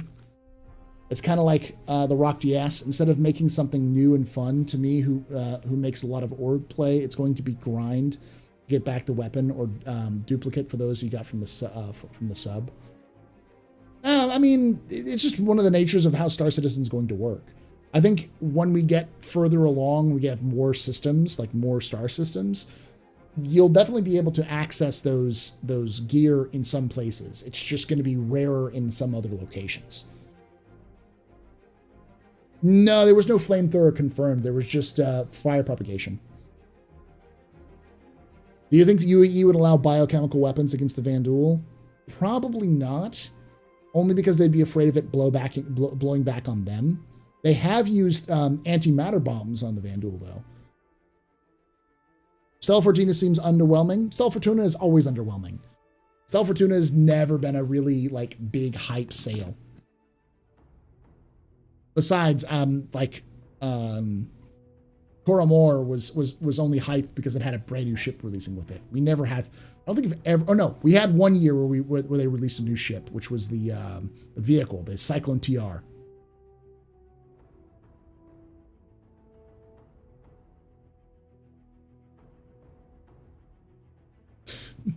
Sorry, Paul. There will be no Warhammer.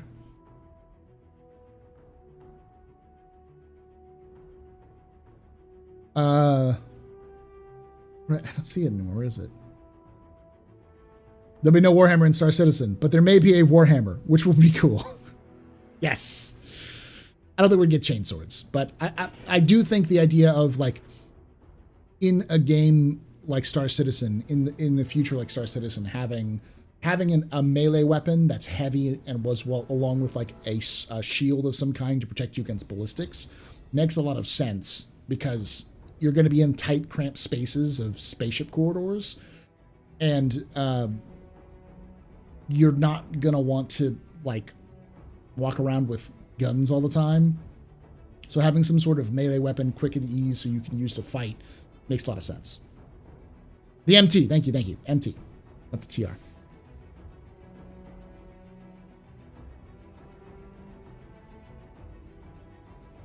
AJ say something?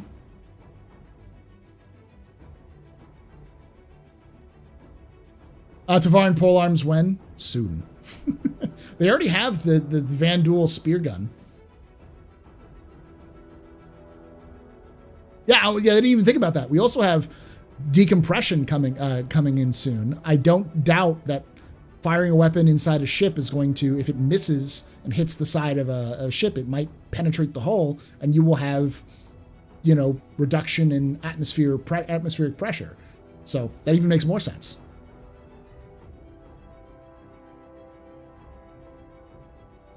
So, plasma weapons should do the job in the Vanduul. The whole purpose of Castak Arms was to build weapons to kill Vanduul. The Karna, the Custodian, the Coda, the Scalpel. Notice how they all use big fuck you types, size weapons, and their shotguns, Ravager, and the single shot and the double shot. They're designed by people who lived in Vega, who were anticipating an invasion of the Vanduul to fuck up the Vanduul.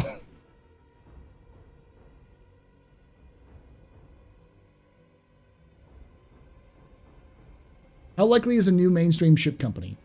Not unlikely, but I would say distant now. It's more likely we would see a new mainstream vehicle company other than Tumbril. Yes, it's either the railgun. Yeah, the railgun. No, that's Apocalypse Arms. I think it's the missile launcher might be.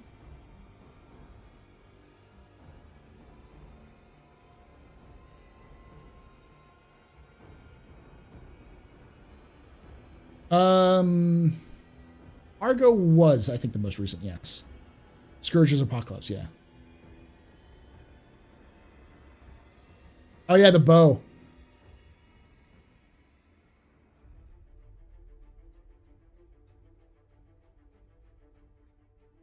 The Animus rocket launcher, yeah.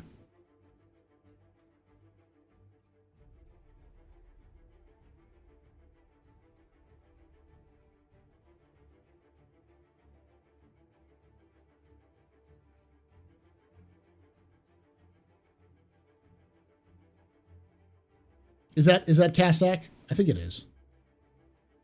Basically, what could exploration really look like? It's not like we'll be discovering other systems on a regular basis. I mean, I've hello, Spartan. Well, welcome to something that is I've been talking about for many years and is probably not a very popular idea amongst many people. Exploration is not going to be finding new worlds and exploring new interesting biomes. Exploration is going to be mapping and categorizing. Now, mapping is an important part of any actual cartographical enterprise because up-to-date maps are very important. So an area of space which has been mapped maybe a month before probably needs to get mapped again. And it's a lot easier to pay a rando with a ship to map that region than to build a space station to constantly map that region, which also has to be funded, has to be maintained, has to be run. Someone has to be there. So having, especially areas which aren't highly trafficked in terms of where you see lots of trade through a region of space in an already discovered system, makes sense to go map that occasionally. And I think likely what you'll see is mission, go out and map that area. Or you just go out and map an area of a system that's already been explored. And you will find wrecks of ships, pirate hideouts, comets and asteroids, that sort of thing. And that will be exploration. You find those sorts of things. Or you go to a planet, you go to onto a ground, and you map a region around an area or collect samples of various flora or fauna and bring them back for a scientist to analyze in their own labs. But I think that's going to be the basis of exploration for Star Citizen.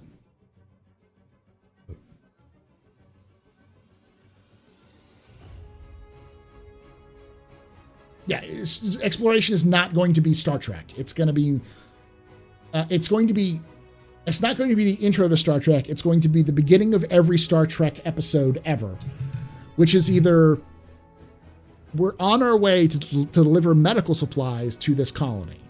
We just got back from this colony that had an outbreak of this specific disease that we helped put down, or we're going to this area of space which hasn't been mapped or needs to be mapped and updated for future study. That's it. Every Star Trek episode starts with that, like old Star Trek episode. Yeah, we might see branches of new wormholes that are either sporadically forming or permanent. It depends on how CIG tends to use the jump points in the future. Our Q kidnapped us. When it comes to mapping, would CIG introduce a new system to tell us what's what's out there to go find the jump point. Would CIG introduce a new system and tell us it's out there to go find a jump point? Probably not. I don't think it's a bad idea, but I don't think they will. Because what's going to happen is people will data mine where the location is and release it to the public before everybody else has a chance to, because you can't have nice things like that.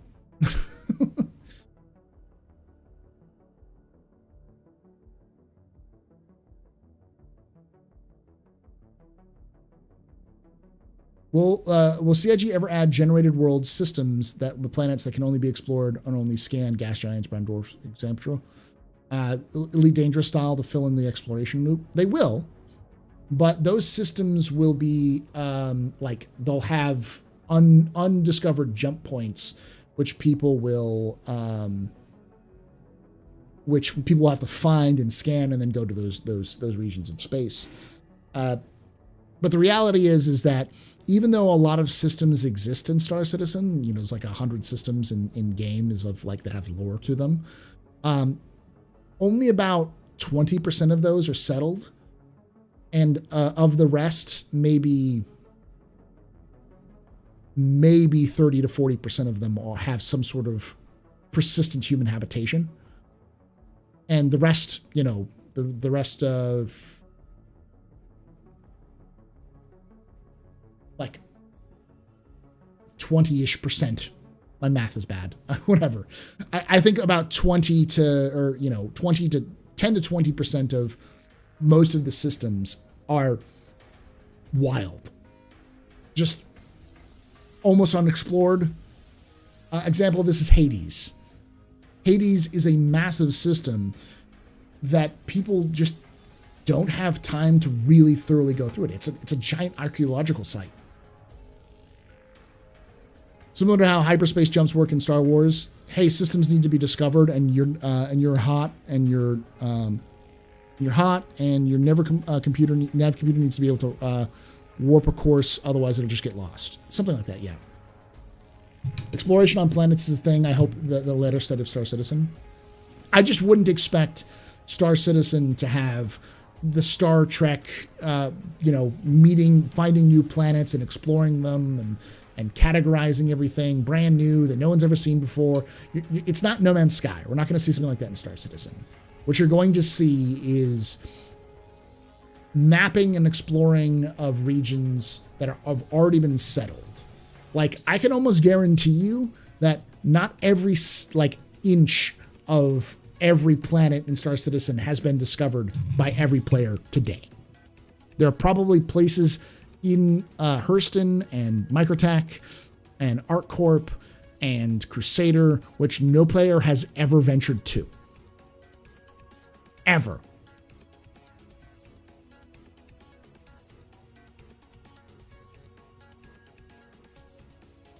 Sorry, voice tech translation broke.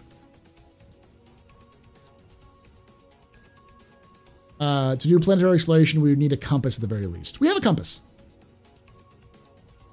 Do we have a compass? Yeah, on ships. Just not on our HUD. We might have a HUD. It'd be pretty neat to scan around a planet and find a large mining vein to sell information to mining ore. Yeah, that's going to happen. But the issue is not every place has been explored. So even though a place has already been settled, doesn't mean every inch has been explored. So you will be able to find things like mining veins on a planet or asteroids that have nice resources on them that you can then sell back. That's kind of part of the point. But you're not going to find a brand new planet and explore the whole region and all that kind of stuff on your own. How do we feel inside a jump point? Could a character be sick? Probably. I mean, it's like a sphincter. You're traveling through the butthole of the galaxy. Space sphincter. Fly down that space GI tract. Later, Astro Chronicles. Thanks for hanging out.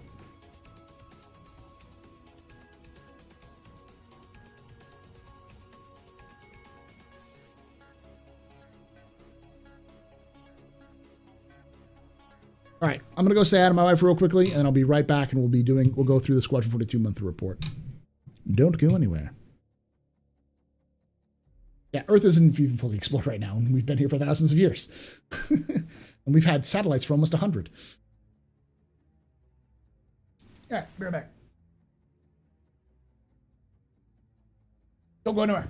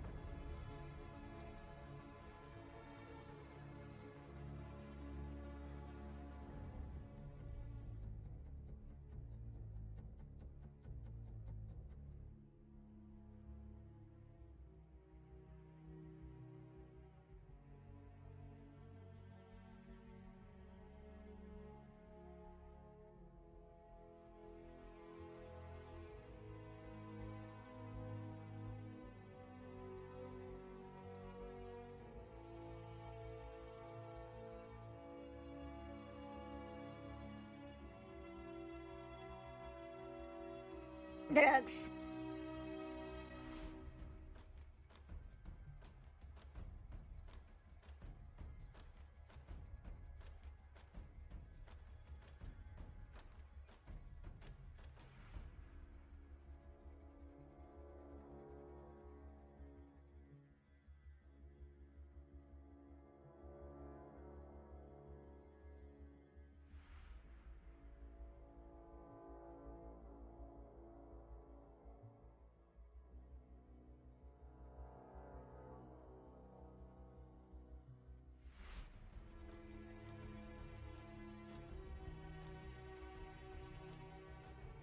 Barcelona! Barcelona!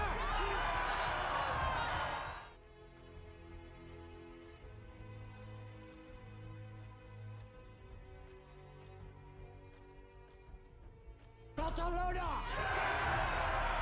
Barcelona!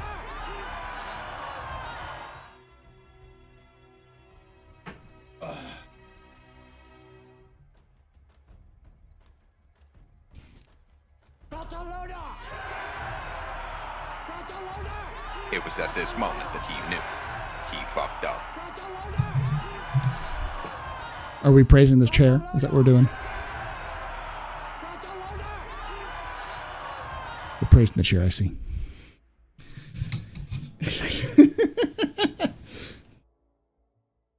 Did Aurelia raid? They literally walk away and Aurelia raided? Yeah. Hi, Aurelia. 2 words. Distress bacon.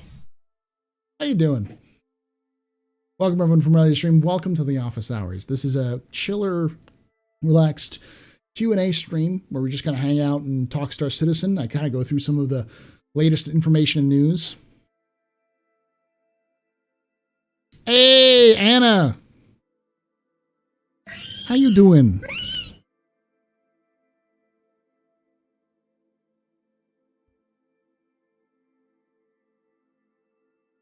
Thank you. Yeah.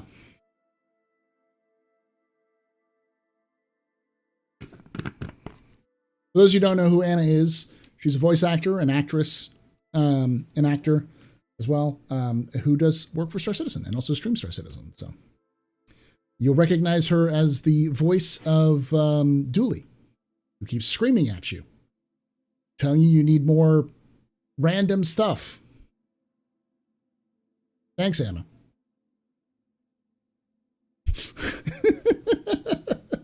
Thank you. Oh yeah, there we go. Yeah, do the thing, chat. Do the thing.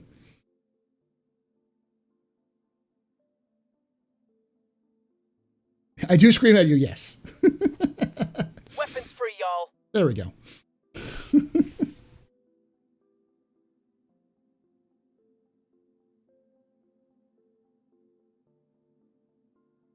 Aurelia, how you doing? How was the stream? And Anna, how was the stream? I assume you were working.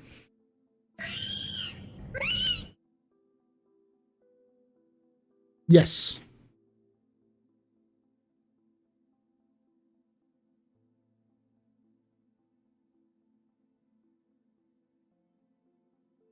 I also love that GIF there, Ralia. That's great.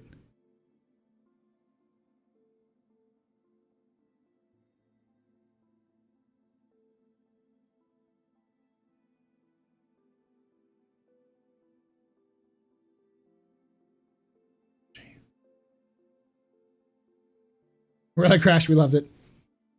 Star Citizen experience.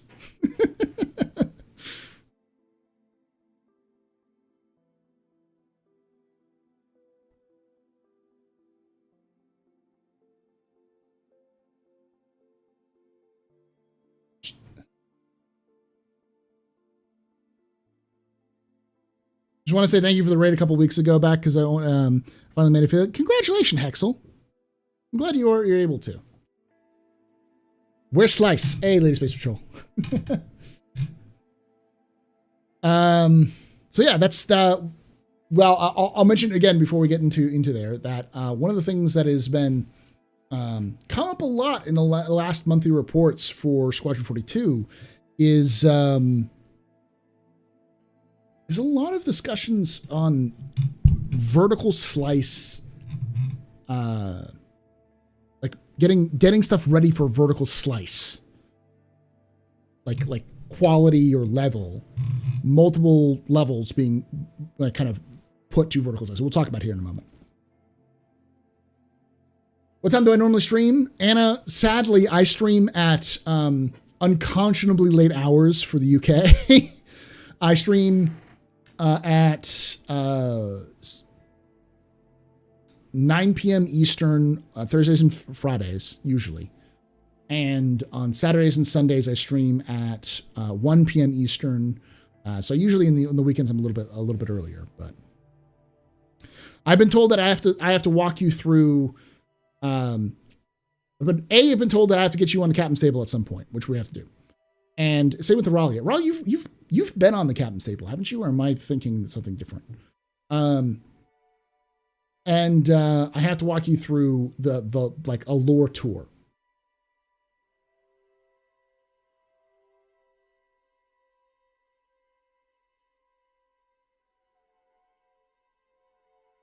Hey, Gravity Kella.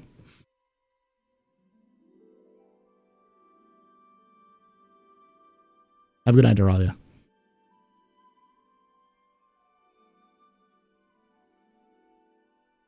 I'm not sure I personally want another vertical slice just for the spoiler aspect, but of course I will watch it. My theory is that none of these things are done. They're just working towards that fact. And the fact that they're doing multiple levels, to me, kind of seems like they might do something at about Squadron at CitizenCon. Possibly with a playable like slice at CitizenCon because they've always done like something for other people.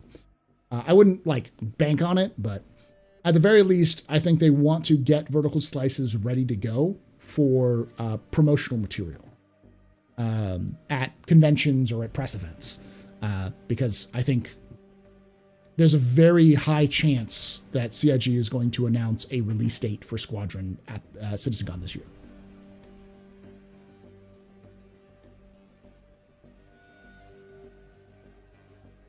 I don't think you'll be able to download it and play it yourself. I think you'll have to go to an event to play it. But Paul, if players can discover new jump points and to undiscovered systems, as you discussed, yes. Doesn't that by definition mean that there will be at least some discovering brand new planets? Yes, but I wouldn't count on it.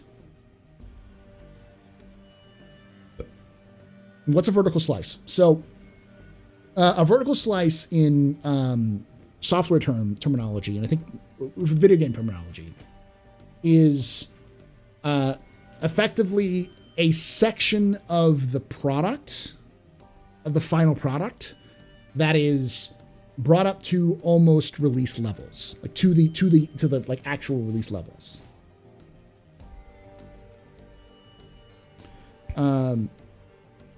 So you have like voice acted, you have it, all the animations are in, all of the audio effects are in.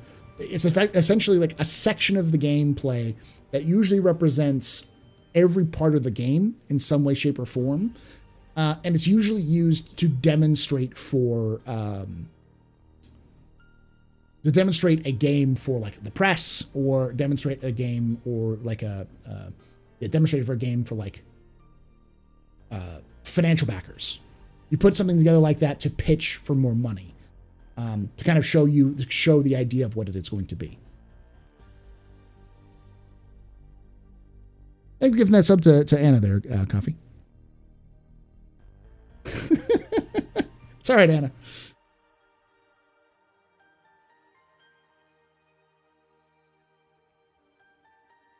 Almost always hacked together, heavily scripted, and only somewhat representative. Yes, it's usually just. It's usually like a back of the napkin sort of like demo that's usually designed to show off the gameplay, but it's never the final gameplay. A great example of vertical slices are like segments of gameplay you'll see before like an E3 conference. A lot of those are just vertical slices. They're created to represent what the game is going to be like, not what the game is actually going to be. And often you'll see people take like segments from an E3 demo, and then they'll see it in the actual game, and it's very different from the actual game.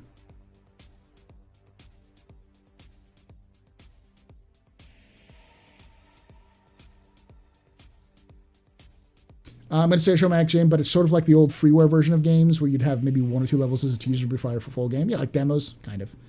Hey, Guns and Glue, thanks for 33 months. Finally got the green party rover. Hey, Red, how you doing? Sandworms? Yeah, Sandworms is a great example. Like a lot of what CIG used to show off at CitizenCon I don't think were really vertical slices in the sense, but they're sort of like vertical slices.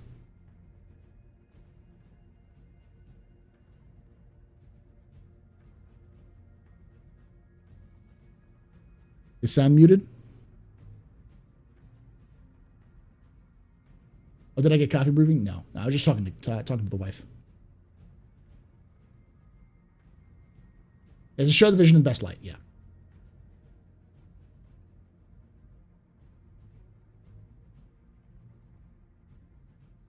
I remember Pong was the hot new home game.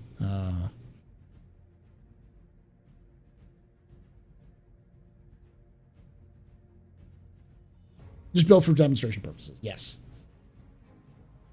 So does Stella Fortuna have a live event to play? No. Neither did More. Sorry, I'm late. Are they working to completion by vertical slices? I think what they're doing, based off of, let's just take this time to kind of actually look at this. Now comes to here comes the more analytical side, where I'm going to read things and talk about it. Where are you?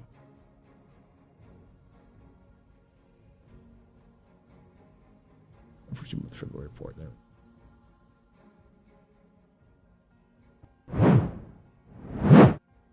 All right.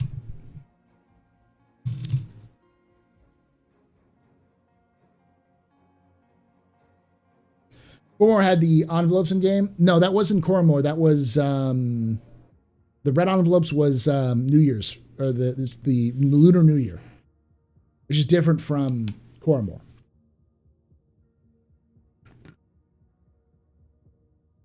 Oh, I started some shit. Yeah. Well, we've already been talking about this, but let's go through this and we'll talk about this. All right. So those of you who don't know, I'm going to start recording here.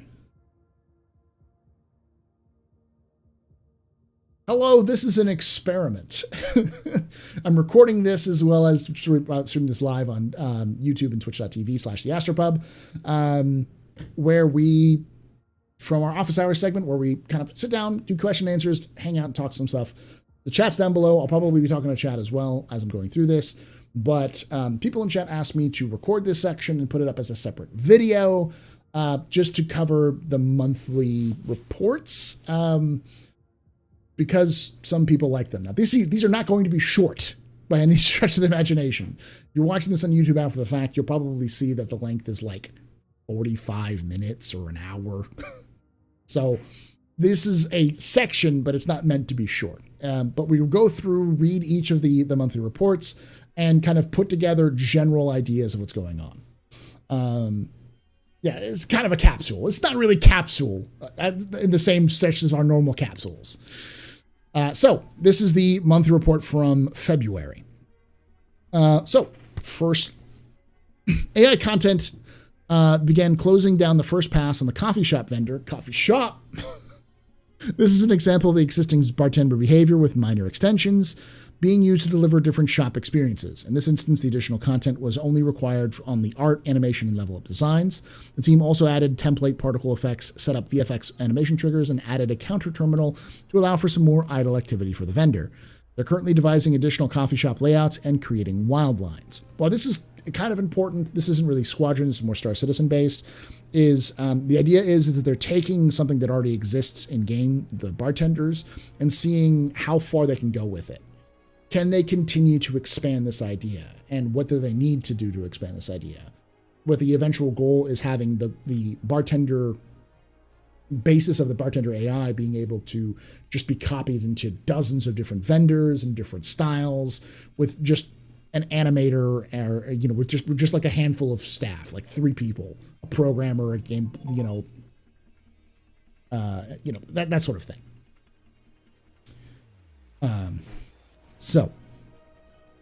Okay, for security guard behaviors, the team added new wild lines, fixed transition between at ease and to attention, and play-tested guard reactions to players moving around and loitering in front of restricted locations. I can't wait to be told to move along. The vending machine usable added to eat and drink NPC flow progressed through February. This behavior allows for certain NPCs to try to steal items and from the usable and get frustrated when their attempt don't succeed. The team also added malfunctions that cause items to not be delivered. Vending machines currently have a placeholder building blocks UI that changes whether the NPC is buying or attempting to steal.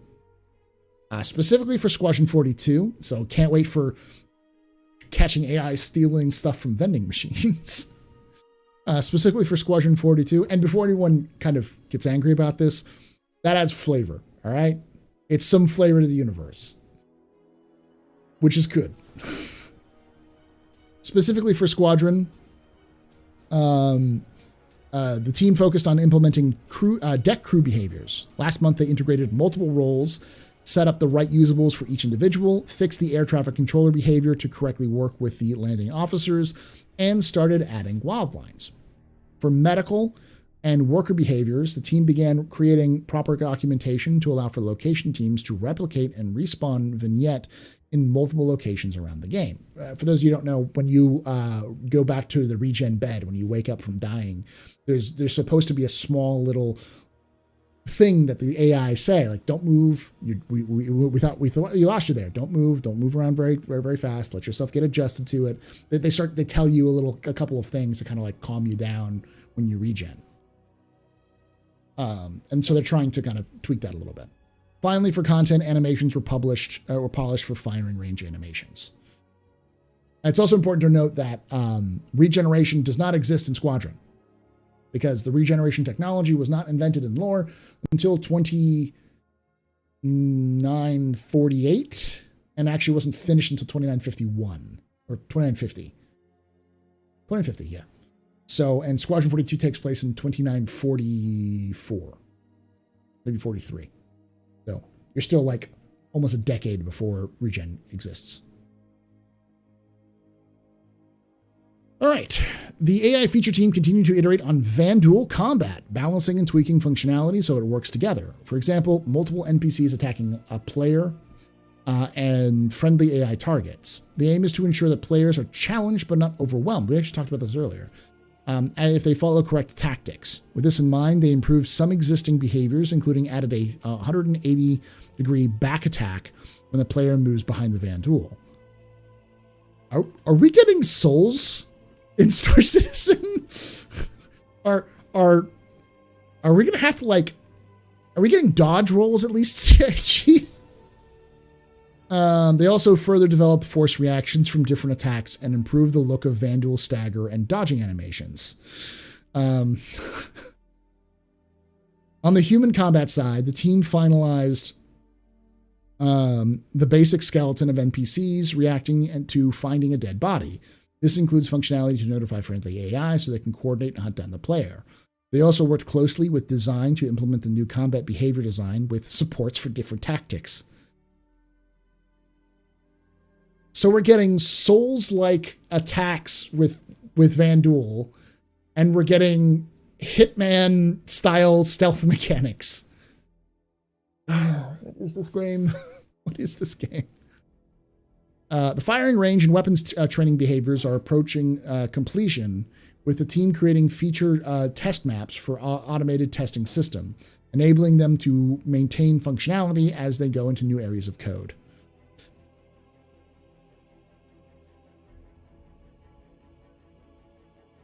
Wall splits and light bulbs. Dark Citizen. All right. AI tech progressed with the planetary navigation mesh and navigation links discussed last month's report. Navigation links were also extended to include easier way for debug additional markers, enabling the team to identify locations in space that can align to specific animations to the environments. For example, when an NPC needs to jump to a rail to climb up a higher location. In this instance, character's hand must be perfectly aligned with the rail asset while using motion warp technology to account for required height. On subsumption teams, on the subsumption side, the team added interesting functionalities to allow mission logic to branch its flow based on what's happening systematically in the world. They implemented a solution where a mission logic can use an NPC and entity tracker variables to listen to broadcasted systematic events from specific agents. In support of this, systematic behaviors can now expose the information that they want missions or other listeners to be notified of.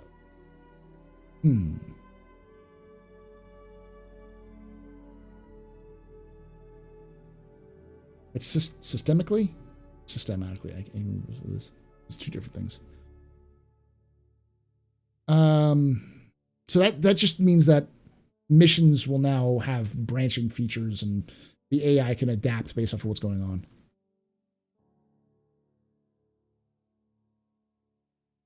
Dynamic conversations progressed last month too, with the team exposing functionalities for activities to mark up areas where NPCs can talk with one another. This is just from the Star Citizen at this point, but this is one of the things I've been really looking forward to. For those of you who don't know, I'm big into lore, obviously. And one of the things I think that really needs to immerse the player into the experience of being in this universe is NPCs talking with one another. Because we talk with each other all the time about random bullshit in our own lives. So NPCs should as well. And that should give you a flavor for what's going on. Places like Hurston, which are garbage, should have people who are complaining about, that cough is back. Oh no, did you go to the doctor? Yeah, but I can't afford it. That sort of thing. Whereas someone in Microtech would talk about, hey, did you get the new operating system? Did you update to the new operating system? No, I never do that because it always has bugs. I always wait for a couple of weeks afterward fact. Oh yeah, that's a good idea. Thanks for talking. Bye. Just wild lines like that. Gives a little flavor for the universe, and it allows for players to really cement themselves in the verse while also picking up on things like Vanduul attacks, the Huxaw agreements, Tavaran movements, Leilani Addison and her problems as Imperator, those sorts of things. BioWare does it pretty well. You also have Bethesda does it pretty good. That kind of things. So this is good. This is a good step towards that. When in usables that contain multiple characters, routing functionality retrieves all possible participants and dynamically spawns conversations relevant to the available characters. NPC trolley push-pull was also updated. Oh god. The subsumption interface now allows for explicit push semantic as a move request, while the improvements were made to path follower precision.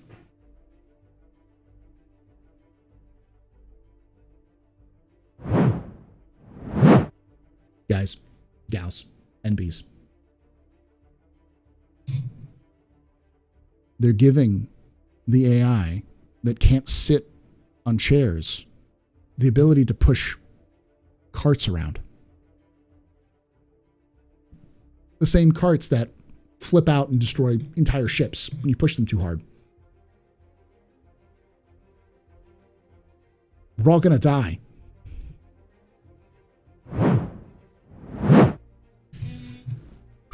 All right. While debugging movement-related issues related to NPCs ending up outside of playable area, new functionality was added to allow NPCs to store breadcrumbs. This lets them trace back their most recent movements, allowing the team to better investigate what went wrong.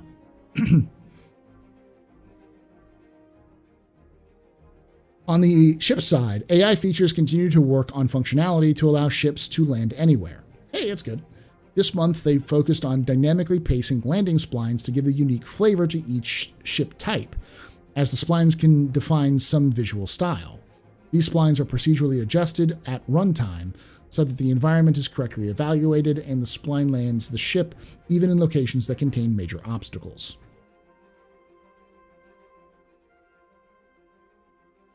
Not just ships. Carts destroy whole servers repeatedly. Yeah.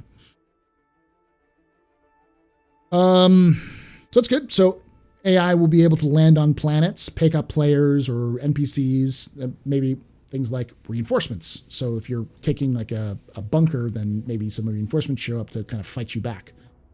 It's pretty cool.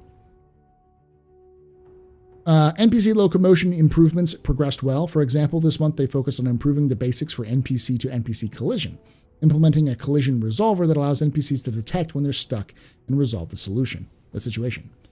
Along specific locomotion work, improvements to the look and aim components continued as both can share as much of the same code and therefore improvements as possible.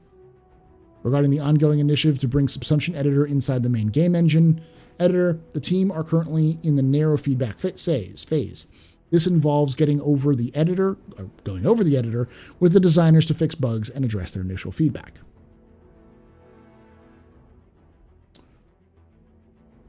Cut of Steel might actually get a purpose, yeah. Animation broke down their level needs after a briefing session with the game leadership. They then worked on selects and deselects for a selection of new weapons: the fire extinguisher, combat multi-tool, and zero-G traversal. For AI, they worked on armory, vending machines, cowering and surrender, and consoles. Facial animation was also improved across some key character scenes. Character art continued to focus on the Navy uniform assets, and development began on armor for the Screaming Galsons. So, Screaming Galsons are a pirate group. They're mentioned in lore in a couple of places. They are absolutely insane. They also looked at the base character bodies, tweaking them for better shape and realism. The concept artists investigated animated helmets to allow for seamless transitions when putting them on or off.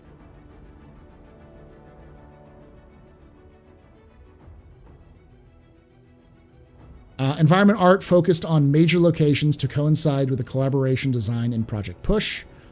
For Chemline, they envisioned what the dam, facility, and other locomotions would have to look like when new. They then aged and damaged the designs to depict the facility's years of abandonment. Progress was also made on Shubin's processing area and train station. Lighting and art tweaks were made to the opening chapter to support an overall vision too. That's good.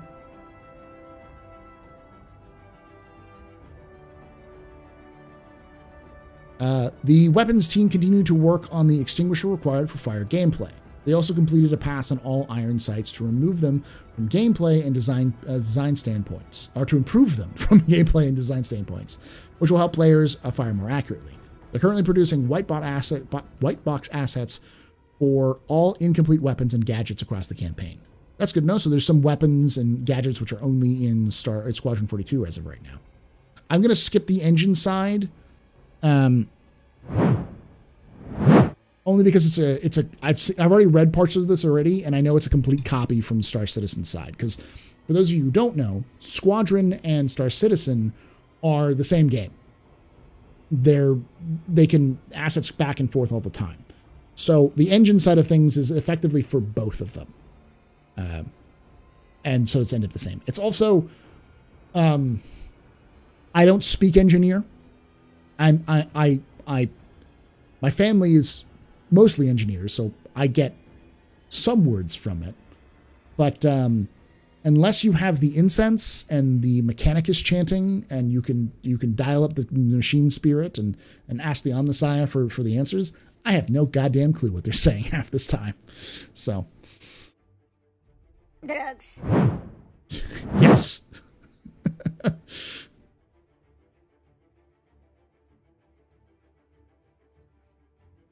It seems to be powered by English. Oh, I like that. All right, features, gameplay. The Squadron 42 feature team developed a new icon for initializing conversations with NPCs. This enables players to see whether an NPC will talk to them as they approach. Its position and brightness also indicate what orientation players need to be at in order to trigger conversations. Once close enough, the icon will change to the inner thought text. Okay. The team also reviewed the latest character customizer design, then iterated on its functionality to hide a lot of underlying complexity and streamline the interface. They also looked at more technical challenges, including how to seamlessly go from front end straight into the game, and then gameplay without a loading screen. They can technically do it, but no. Yeah, because you're going to have a loading screen from, yeah, that'd be interesting. English or the English. As Squadron 42 is a single-player only experience, the team can determine what they want to be loaded at particular points in the game. So they began adding more fine-grained control over what object containers stream in, and looked into overriding the system entity streaming system. All right, so you're looking at something they want to kind of hack, which currently in the game, and be able to stream out and stream in things, only specific things they need to. I didn't even think about that. How do you produce, if you've saved the game and you come back in from the single player, how do you do it without a loading screen?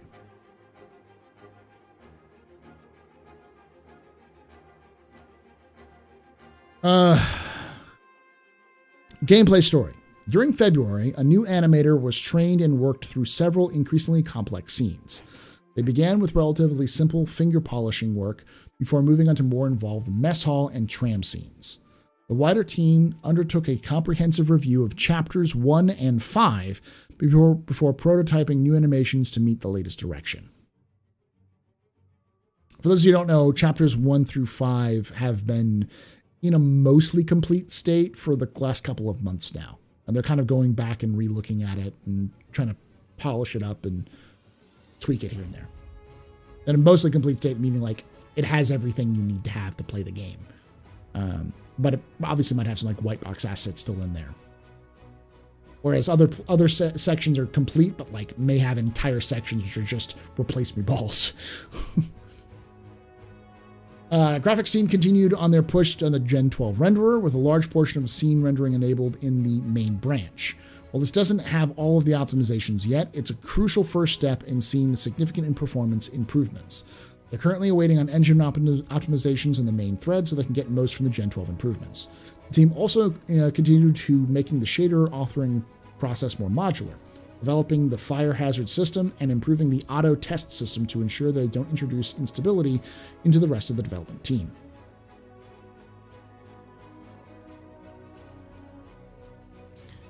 All right, level design.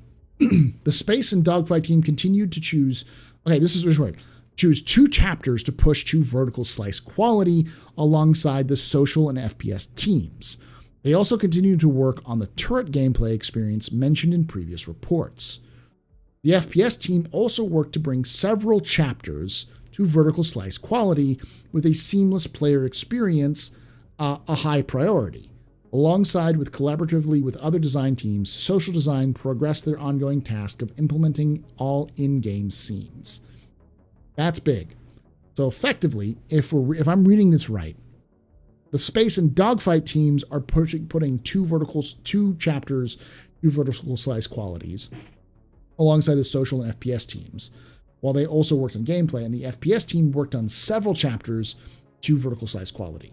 with seamless player experience a high priority. You don't do seamless player experience unless you're actually having player experiences. And it would make no sense to put something into a vertical slice quality if the point is to just demonstrate it off to like press or to somebody who's going to like funding or that kind of thing. So this seems to indicate that players are going to be involved in some way, shape, or form, and that they're trying to do multiple chapters. So they're not just doing one. And obviously, this is one part of that. And if you look at previous monthly reports for Squadron, they mention this in multiple areas as well. So, again, my theory is still, I think they're trying to produce a vertical slice for CitizenCon, and that they're going to have other vertical slices available for players and people at specific events like E3 or Gamescom down the road. That doesn't mean that this is going to happen today or even, before CitizenCon. I think that that's probably what they're trying to shoot for right now. Maybe a demo, probably not. I would highly doubt that we would see a demo playable by us online. I just don't think that's going to happen.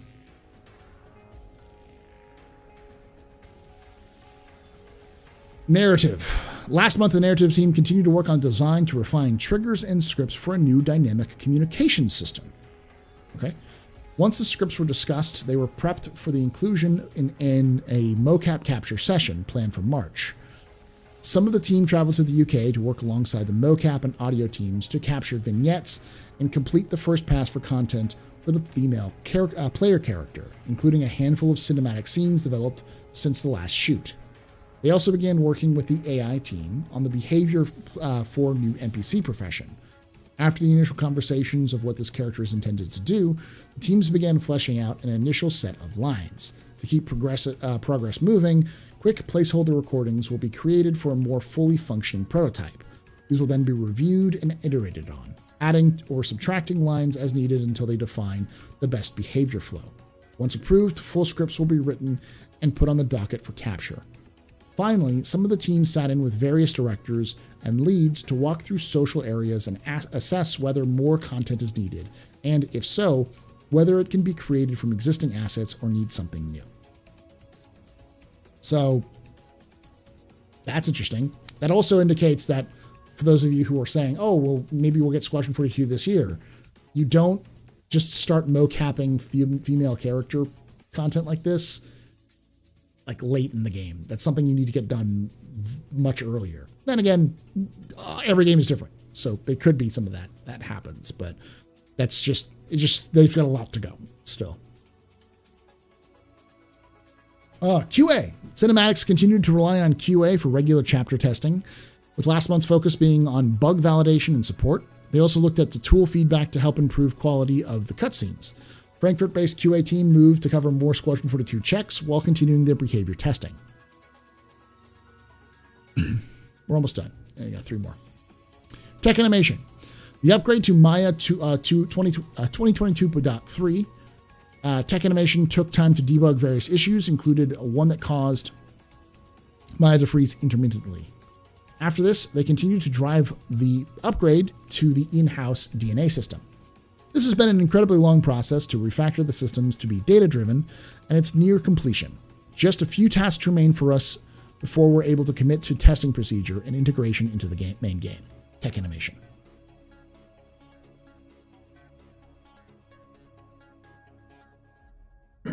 They also continue to process heads assets in-house. They're trailing the scan process, extraction algorithms, and tool sets with they're trailing with a completely new head asset with the aim to achieve a one-to-one likeness with the actor while retaining cross-rig animation capability. Tech animation also supported many other teams with the initiatives, including animation implementation and debug animated asset creation, and the tool sets around those teams. This included outsourced vendor, toolset coalition generation, and support. February saw the team kick off new initiatives to speed up the animator's workflow and offer new solutions to issues. Say it's trial or is it trail? Oh, it's trialing. My bad. I cannot read. Trialing the scan process. Okay, that makes sense. So they've got a new system that you're using to make the head assets work. All right.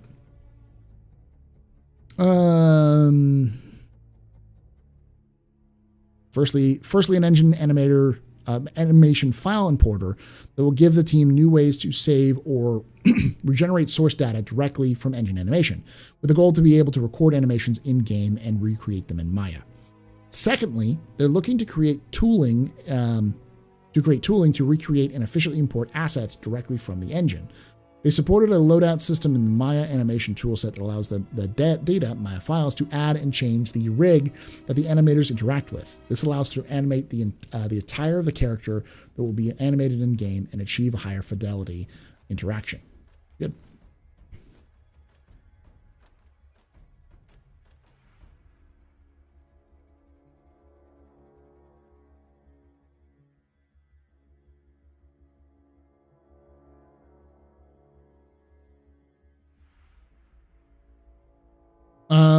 Right. In February, the UI team progressed with visuals and underlying features of the new star map. This included creating an in-editor concept and implementing the controls and marker icon transitions. UI also began converting the visor and lens to building blocks, with many of the actor widgets being completed. Additional polish to the medical screens was undertaken, including a new idle animation for character model, representing the player's body. The UI feature team made the final polish and bug fixing passes on Refueling 2. The UI tech team continued to refactor the AR marker system, with the UI artists creating different icons. The functionality and developer experience for building blocks was further developed, with a variety of feature requests completed through the month.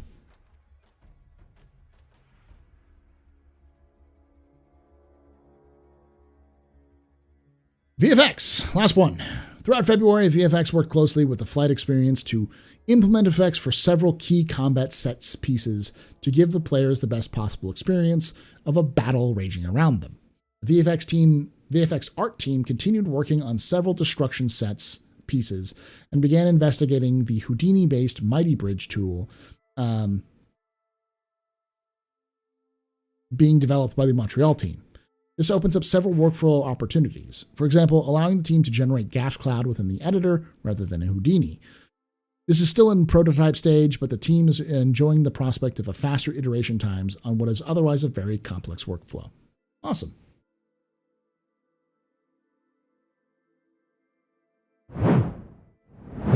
So to sum up from Squadron 42, we're seeing a vertical slice being worked on by the FPS and combat teams. A lot of stuff that's in Squadron and Star Citizen are working together, like the tech animation teams and the UI and the VFX.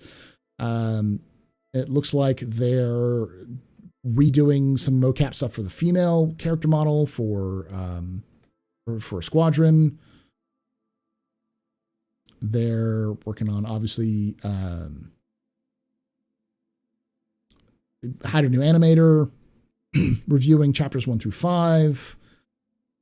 Trying to figure out a way to do a character customizer for Squadron, as well as trying to figure out how to do gameplay without loading screens in the game itself.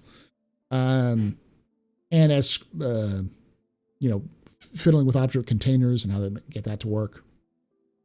Some new weapons and gadgets, which are exclusive to Squadron right now. Updated the chem line. They also started working on the Screaming Gleasons, or Galsons. Yeah, that's about it. And a bunch of stuff with AI to make them work properly. So, it's fairly short comparatively. I say fairly short, even with my interjections, it's about 30 minutes. So if you liked this, if you're watching this after the fact and you liked this and you want me to do this every month, I can, going through this more in detail. I don't want to step on too many toes because I know Space Tomato does this as well, but I don't know if anyone does this for Squadron. So hopefully it gives you a little bit of an insight on what's going on in Squadron as a whole. If you like this, like it, subscribe, leave a comment down below. And come join us live on Thursdays at 9 p.m. Eastern, where we talk about Star Citizen and read through the monthly reports and all sorts of things, ask questions about the lore, look at new lore stuff, and all that kind of stuff. And like I say every time, hope to see you someday in the black.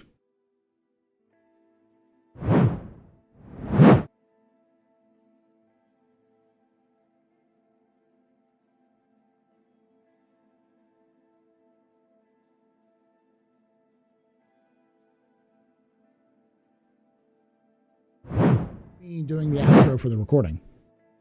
Still here. Eagle Teddy Bear, thank you so much for that 6 months in advance. Woo, that's good.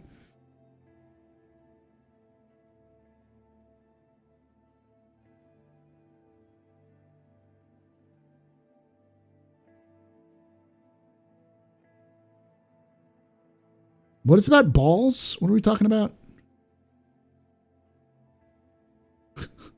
Chat, what are you on? Chabberwalker, thanks for hanging out.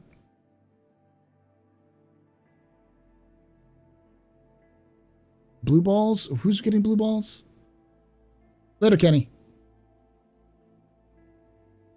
Volcano pooping.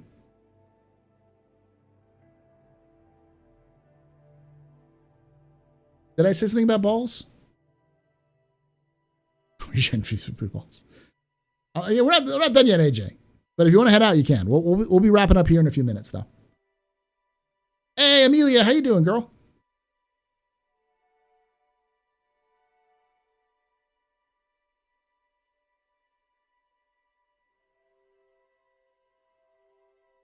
Salvage when?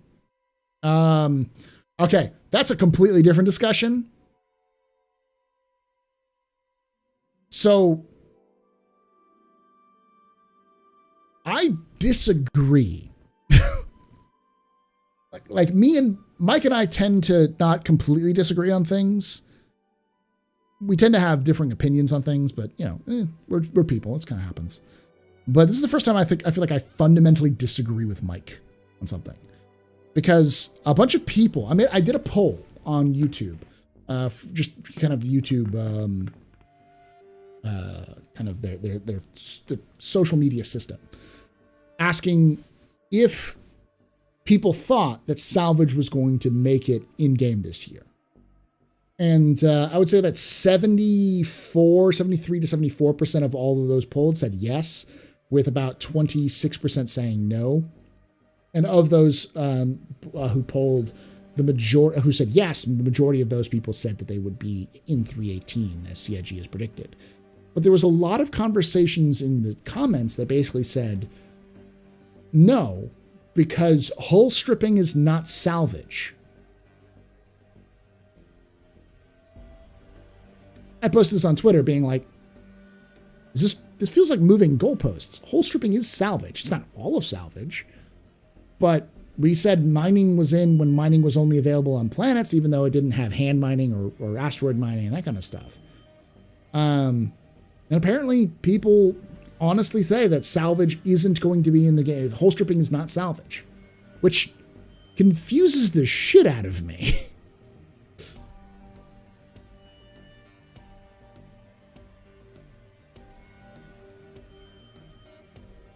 Yeah, like, if it's not, then what is?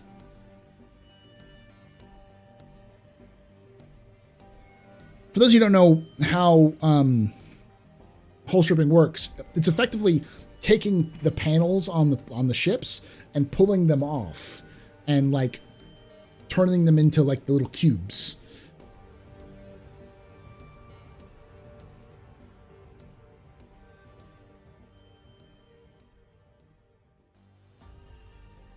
I don't know. Like to me, that's salvage. At least it's part of it. There's three major parts of salvage, which is the hull stripping, the removing of the components, and like the chomping of the exoskeleton, as it were, like the remaining bits that aren't part of the hull, like the rivets, the frame of the ship.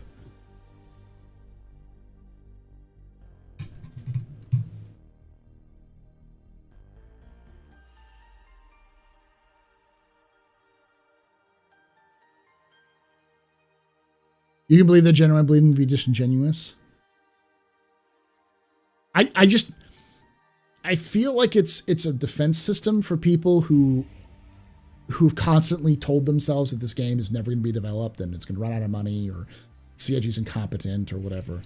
That like now that we're actually seeing significant advance, like those of you who haven't read the monthly report from February, they're fucking working on that shit. Like they're already starting to work on it. And they're using tools they've already developed to help speed that process along. Like when 3.17 comes out in the next the next month or so, we should start seeing ISCs about it. I wouldn't be surprised. Like hole stripping, I think, is almost assuredly going to make it into Star Citizen in 3.18. That could change tomorrow. But as of what I've seen so far, it seems like it's important to remember that there's a difference between CIG talking about things and then CIG talking about details. And they're talking about details.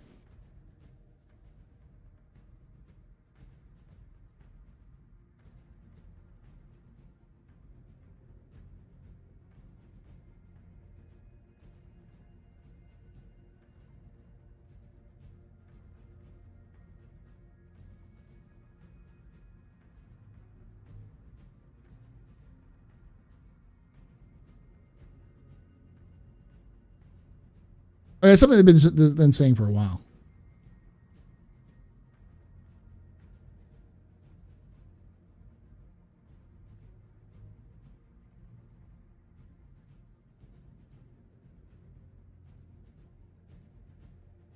Yeah, that's something they should have done for a while.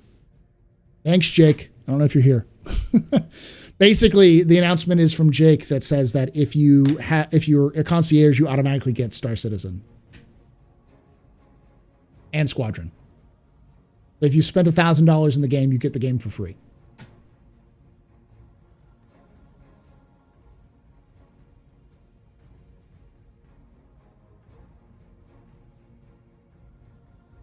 Woo? Yeah. Probably already there. It's going into effect tomorrow, yeah.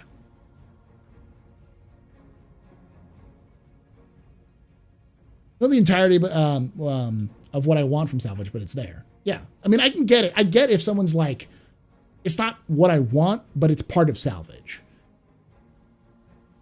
But again, it seems like there were some people who legitimately were like, that's not salvage. As of tomorrow.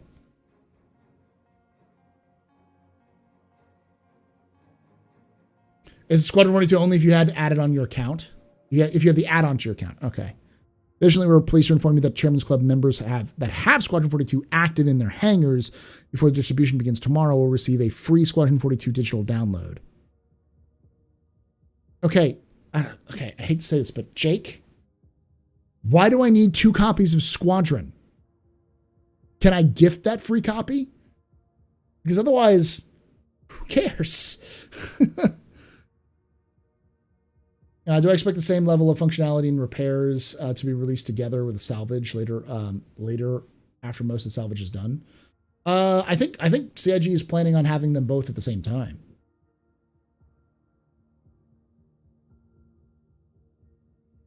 Maybe they're thinking of repair? Maybe. I don't know.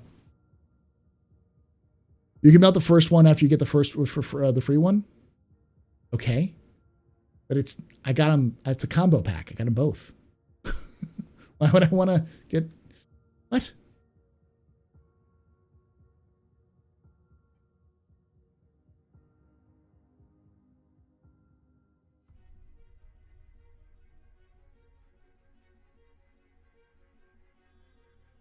If I'm getting friends, it better be co-op. They talked about co-op after the fact. I don't know how they're going to do it, but.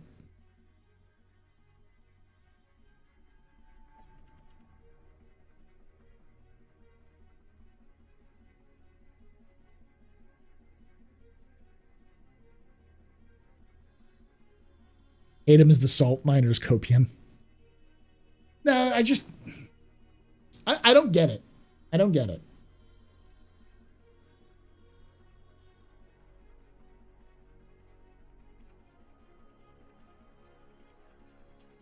Now, I know some people are like, hey, well, why can't you just remove things around? I wouldn't be surprised if a lot of stuff comes into place faster than we think. You just said gift or melt? Okay.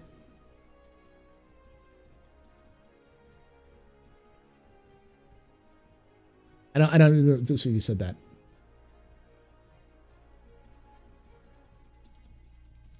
Okay, cool. If I get a free copy of Squadron, I can give it away, I guess.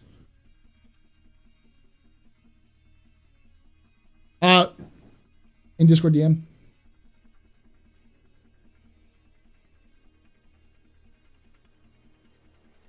Okay. Thank you. And yours. Okay. I was going to say, mine? What? How do you... Whew.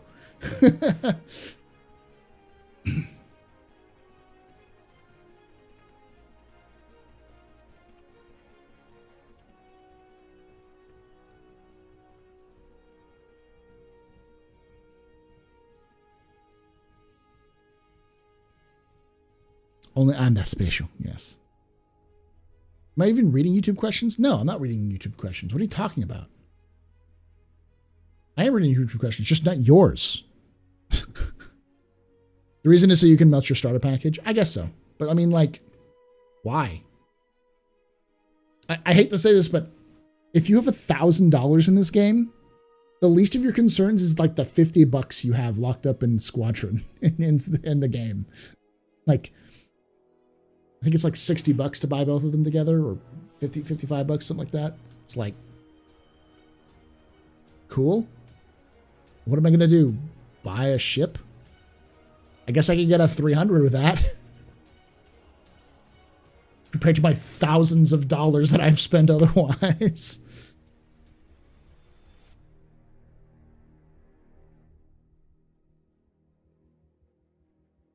Or no, execute is here. It's a scheme, because now you can go to join info runners on our Fix My Fleet and we'll tell you what you can do with that $65.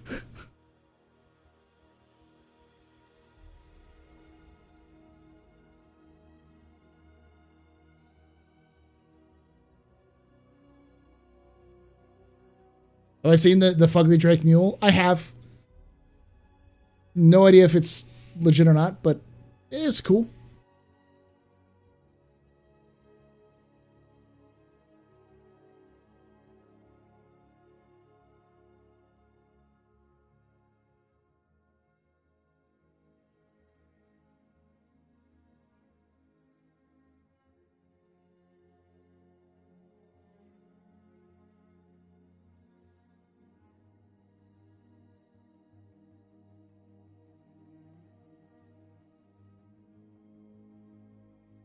Also, CIG has been showing off some new music in the ISC. I can almost guarantee that's Pyro stars. These are all Pyro songs.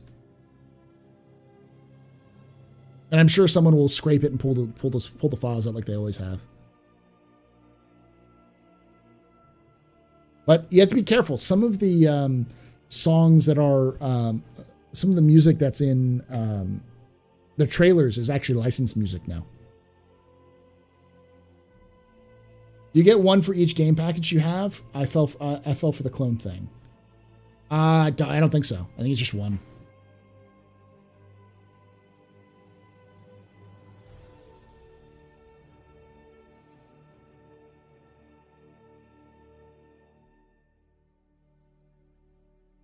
I like the fugliness. Yeah, I hope it's legit. It makes sense. It looks like it's just like a loading, like a design. It's a cargo loader of some kind.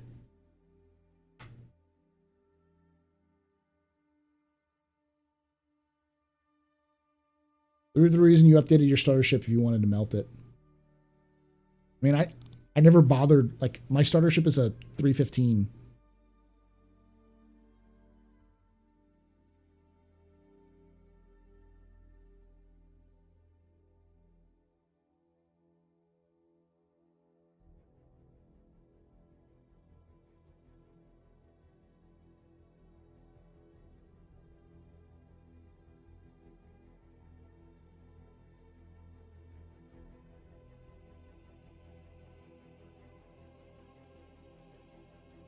I issued my 3 times to a Carrick.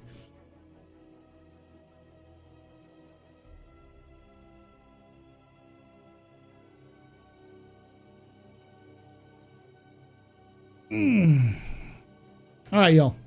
It is 3 hours. Mule Leak tracks if you want to load large amounts and or stuff smaller outposts that don't have built facilities. Yeah.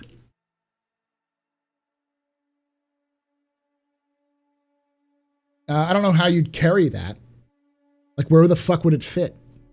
Is this one of those things that only fits inside of a Hercules? Because if it's the size that I think it is, then it's like bigger than most stuff. Anywho, y'all, thank you so much for watching us here. If you like this and you're watching this on YouTube after the fact, hit that like button, comment down below your own comments. Those things help promote it to YouTube's algorithm to help them spread the word. So, and please do tell people we do this. Tell your friends, your neighbors, your loved ones. If you think they might like the streams, come watch us. We do this live every Thursday at usually at 9 p.m. Eastern, but I stream on Twitch and YouTube. I stream on Twitch Fridays, Saturdays, and Sundays. So if you're watching this on YouTube, come join us live on Twitch, twitch.tv/theastropub. And for those of you on Twitch, I have a YouTube that I put content on frequently, youtube.com/theastropub. Join us there. And like I say every time, hope to see you someday in the black. And remember, ex Historia ad Astra.